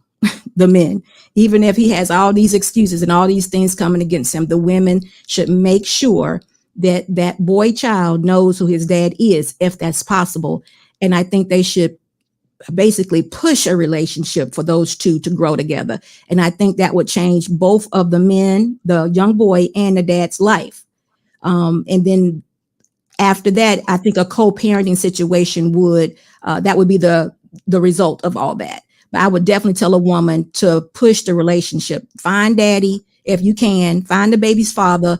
Make a relationship. Make him be in this young man's life if you can. If that can't happen, okay. Now, the next thing, if you can't do that, the second thing I would do is I would make sure that young man, because I can't do it, and I'm aware that I can't do it, I would make sure that young man has some kind of either military school or some kind of discipline in schooling or education, or some mentor program within. For me, it would be a church or some kind of spiritual environment. I would not let my child be raised by the world, because the world has nothing to offer. Let me interject here for a moment. Do we still have military schools? It doesn't have to, yeah, we do, but it doesn't have to be a military school, but it could be like, sometimes we have what a Christian school, or you can send them, something based like that. Well, and I'm going to challenge you at this point, because I find that Christianity has dropped the ball when it comes to upholding the tenets that once made not only Christianity but our Black community strong as a people, because we espouse our belief in God and Christ, but we don't have any discipline in adhering ourselves to those tenets. We just like to be able to get the recognition that we're a Christian, so I'm a nice person, so treat me good. But we find that there are too many single mothers in the church, and the church doesn't speak against that. They don't speak against family. They don't speak towards family and to marriage to the degree that it curtailed the behavior. They just accept the behavior. They cross the genderization of the society is fully embraced in the churches, and that should not be, because we have in America separation of church and state, and they have not been strong to stand up for what they're supposed to believe in their representation as an advocate or an emissary to Christ and God. So I will push back against that because I don't see that. So I don't see where Black boys can get the masculine nurturing that they need, obviously, other than their fathers or a stepfather that would be stepping in to be a father to that child if that woman was to be able to get married either a second time or for the first time. Okay, so I'm going to give another pushback because the Bible and God has not changed. It's the people that are failing you. And no, not, I agree with you. No, that not, I agree. I fully agree that. And not the Bible all has not changed. And not all people fail. There are some people who believe and strongly hold to godly principles. Now, are they perfect? Absolutely not. Yes, there's a lot of corruption in the church, but a church is simply a building. That's not where you go to become holy. No, we're talking. No, but let's be honest. Let's be honest. Let's be honest. I'm not talking about the church as a building. I'm talking about the church as the principles that represent Christ and the leaders of the church, whether it's the deacon, whether it's the ushers, and particularly the ministers and reverends who teach the doctrination and to educate and uplift the people.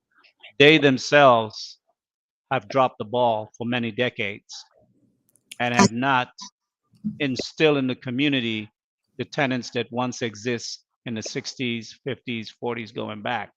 When we look forward from the 70s, 80s, and 90s, and now 2020, everything that exists in the society exists in the church.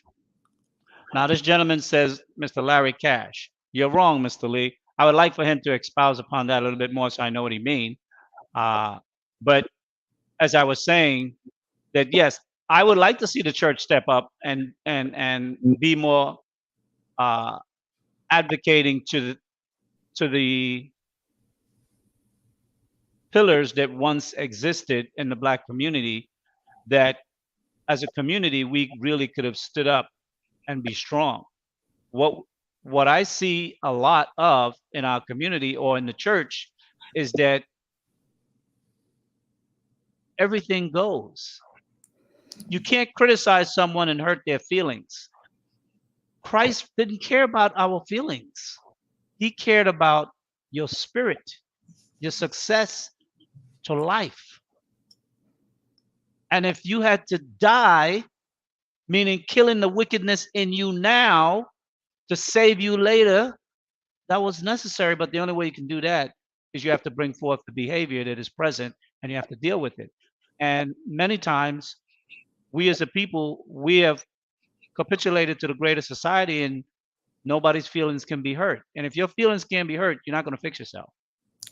So, Mr. Lee, you're going back to the original problem. That is the problem. Okay. That's Okay. we've lost the connection. We're sin is separating us from the Creator, but that doesn't mean we just stay lost. You have to get it back somewhere. You have to find your way back, and it's up to us. It's up to us to do that. But I'm not just speaking on Christianity. It could be, I said, spiritual discipline. It could be a Muslim. It doesn't really matter. We need discipline. Right. We need discipline, and boys need more discipline, and a woman can't do that. I would definitely also want to put my child in some kind of sports activity so they can have mentors, so they can know how to achieve things. Like you said, they need to know when they're wrong. They need to know how to control their emotions. Well, you didn't say all that, but I get your question. I implied it, yes. Yeah. So that to answer the initial question that you asked, but I think I did anyway. But you did. You're right about the church, but we can't just live worldly. We have to get back to the Creator, because the world would have you think that you're in a good place and that you're doing the right thing. It's continuously separating us. And that's what it's supposed to do. But you should, or I should say elders should recognize, just like you did in the 50s and 60s and 70s, it wasn't like this. And if we do have to call things to shame, and that's what you just said, but we say accountability. Right. Accountability. That's what needs to be done. But we still have people that are not willing to subject themselves to that. And we're saying it's okay to do so. Because guess what else we're doing? We're not even pushing the proper alignment. So, if we're not doing that either. So some kind of way we got to get back. We got to get back. For me, that you asked me, Absolutely. it was my thoughts. Absolutely. Well, one, I would say, JR, if you're listening, definitely drop Security Boss channel's link in the chat. So those who are interested, who haven't subscribed yet, can go ahead and subscribe. But earlier, I was having a conversation, and I think it might have been Hank that kind of planted the seed, and I kind of ran with it. And I had suggested to Miss Nurse Fancy, that I would like to see a forum of women like yourself and Miss Fancy and other women who are over the age of 35, who have experience, who have children, who are married and unmarried, but have the wisdom to understand what's really going on in our society, that are from this manosphere space, understand what it is that men are looking for in a wife, and that those women are able, they're in the transition themselves or have already transitioned, now looking for a husband, but can also be a guidepost for young women between the ages of 18 and 30 to re-educate them, for those who don't know, or reinforce what they may have learned in early years, but society may have caused them to drift, and to get them in a place where they see the value of a Black man, where they see the value of being a wife, where they see the value of having a family, as opposed to just being out in the street, being a thought, just chasing career. And then when they're past the age of being able to have a family, wondering why a man is not trying to be a husband to them. And in that course may have 1 or 2 children on the way. And then that man of value that they would want can look at them and say, you know what, 10 years ago, I could have been that husband to you, but today I'm going to have to pass. How can we help save those women so we don't continue? We need to break the cycle of the behaviors. And I think women like yourself and Miss Fancy, Nurse Fancy, and others who are part of this space that understand what we're talking about and what we're looking to do can really create a place where women are not afraid to show their faces and get the teaching that they need, because growth is a process. It doesn't happen overnight. And I hear a lot that, yes, there are women who are changing. There are women who support Black men who want to be wives, but I don't see them. When I click into a female space in this, if I click onto Courtney Michelle, all I see is a bunch of guys on the panel. If I click into Amira, all I see is a bunch of guys on the panel. Now, Chic Critique, that panel is females, but when people do come up, it's mostly men that come up. Now, I've never watched your channel, so maybe I'll take a look myself. But one thing I will say is that I would like to see a forum where women like yourself, because you do have experience, you are married, and I think you do have the insight that you can add, inform younger women on the perils that lies ahead for the societal's programming that they can fall trapped to, and help our community and help young women make better choices. And I would like to see something like that. And I think you might be someone that either can be a part of it or can either be instrumental in helping some sisters putting something like that together. So let me say this. A lot of I don't have a lot of women that they're coming up now, but let me say, I do better with giving examples. I think what women learn better from examples. Women don't typically. We all do. Absolutely. I agree with that. So what I do is I typically just bring my whole life. My husband has allowed me to share my whole life, or our life in marriage, ups and downs, beginning, and just share the things that we've gone through in marriage. And that's what's best for us. That's what has been, to me, I think that's what have the women over asking questions and, following or supporting my channel is the fact that I give examples. I am the example of a woman that's been married a long time that likes her husband. I absolutely Well, like. what's the age group that you find that is in majority responding to your channel?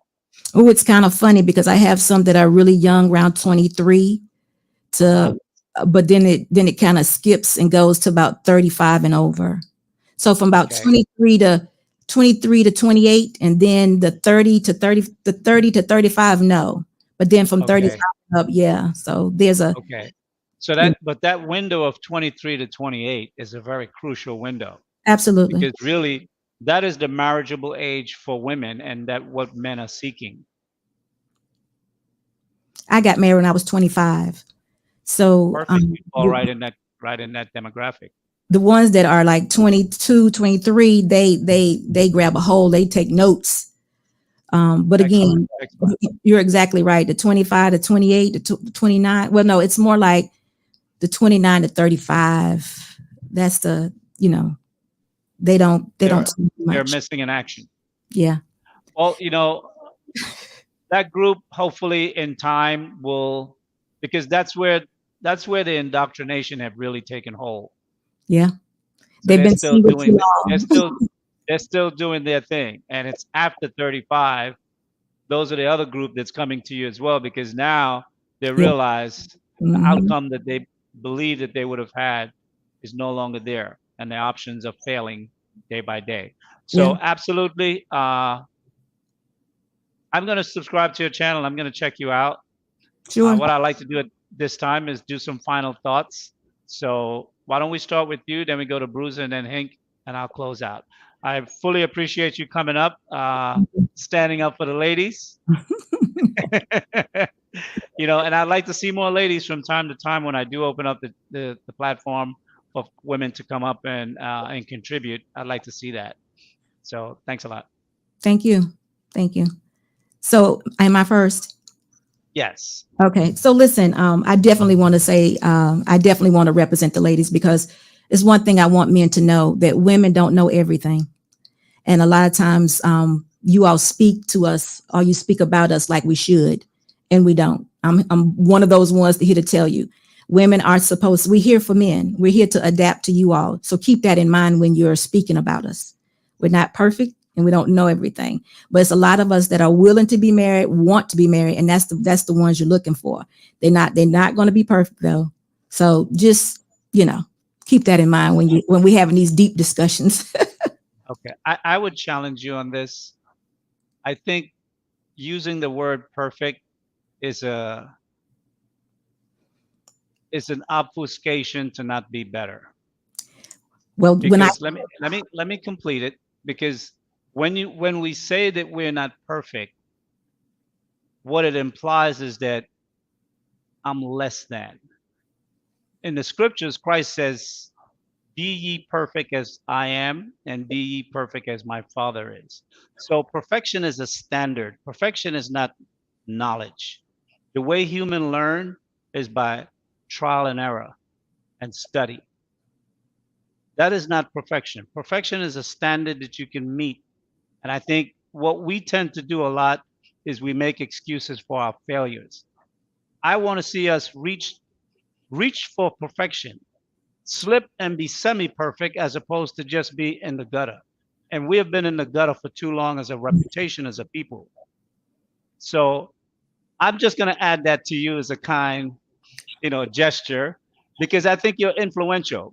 And I think when you use that, you give other women the excuse for them to take a longer time to make the transition. Tell them be perfect. Don't tell them I'm not perfect. But it's one thing about that, Mr. Lee, the standard has not yet been set. Oh yes, 1 Corinthians, I think, chapter 5. I'm talking about in these YouTube platforms. Okay. Has not been set. Maybe one day I'll teach a subject on being perfect, so we can address that and put that to rest. Yeah, okay. Thank you so much. Okay. All right. Cool. Bruiser, close us out. You're muted, I believe.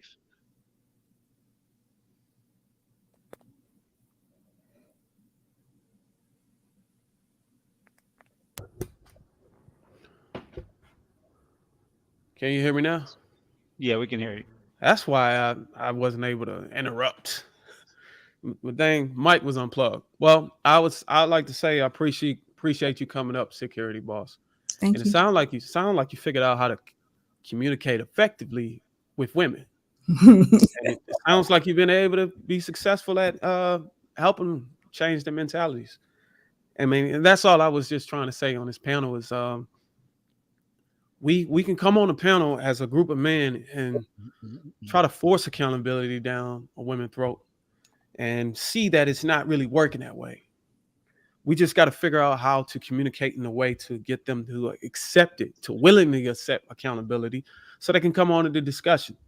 Because it could just come. I mean, I just watch when people make comments, it could come off overpowering, you know what I'm saying? And it just force people into a state of guilt to where they just don't feel like they can be able to, withstand our talking points. So yeah, I know people saying you got to talk to them like they're children. Maybe you do. But whatever it takes to fix the issue, you just got to do what you got to do. And my thing and what I believe, I mean, I know you got your influence, you know what I'm saying? You got your podcast and you talking to women. My thing is if we want to fix a mass problem, and I'm going to keep harping this, if we want to fix a mass issue, we got to be able to have the ability to influence a mass of people. And it's kind of out of reach for some of us, but then, you know what I'm saying, you got people like, celebrities or, popular people that can do that. And those people just don't seem like as a whole that they are interested in doing that. So we as of, individually have to figure out a way where we can do it within our reach. And that's all I can say is about as far as changing the mentality. Thanks a lot. Hank? Mr. Lee, you know how I am. I'm short, sweet, straight to the goddamn point. Black men, protect yourself at all costs and at all times. Thank you, Mr. Lee, for having me, brother. you. Thank you. Well, I would like to say, everyone, thank you for tuning in to Sage Talk. I try to be very specific in the way in which I speak. Sometimes I know I may go over some people's head, but I'm not going to come down. I want to bring you guys up. I think the standards within our community has to be risen. We have to strive to be better. That's the only way we will be better.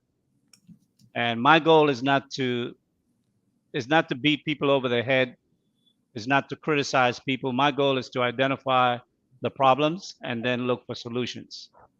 When I'm talking on the panel, I'm trying to extract different type of ideas because I have my own, but I don't want to be pushing my ideas. I want to get ideas from everyone that is a part of this platform, that we can find the best solutions so we can move forward and be successful as a community and as individuals as well. We know in our community what some of the problems are. Marriage is an issue. Black men want wives. Black men want families. That's a Black woman's problem. She has to fix that. We can't fix her. They have to decide whether or not they see value in Black men enough, and the words that we say and the things that we want, are they willing to give that to us? And do they believe we are worthy of that? I heard on another channel the other day where a woman said that Black men can't be trusted, Black men are violent, and a slew of other things. Now, to a degree, I did agree with her, because I know in our community there are a lot of violent men, young men too, that are killing each other like sport. How do we change that? We can't let the cops deal with that, because when the cops deal with it, more people get killed.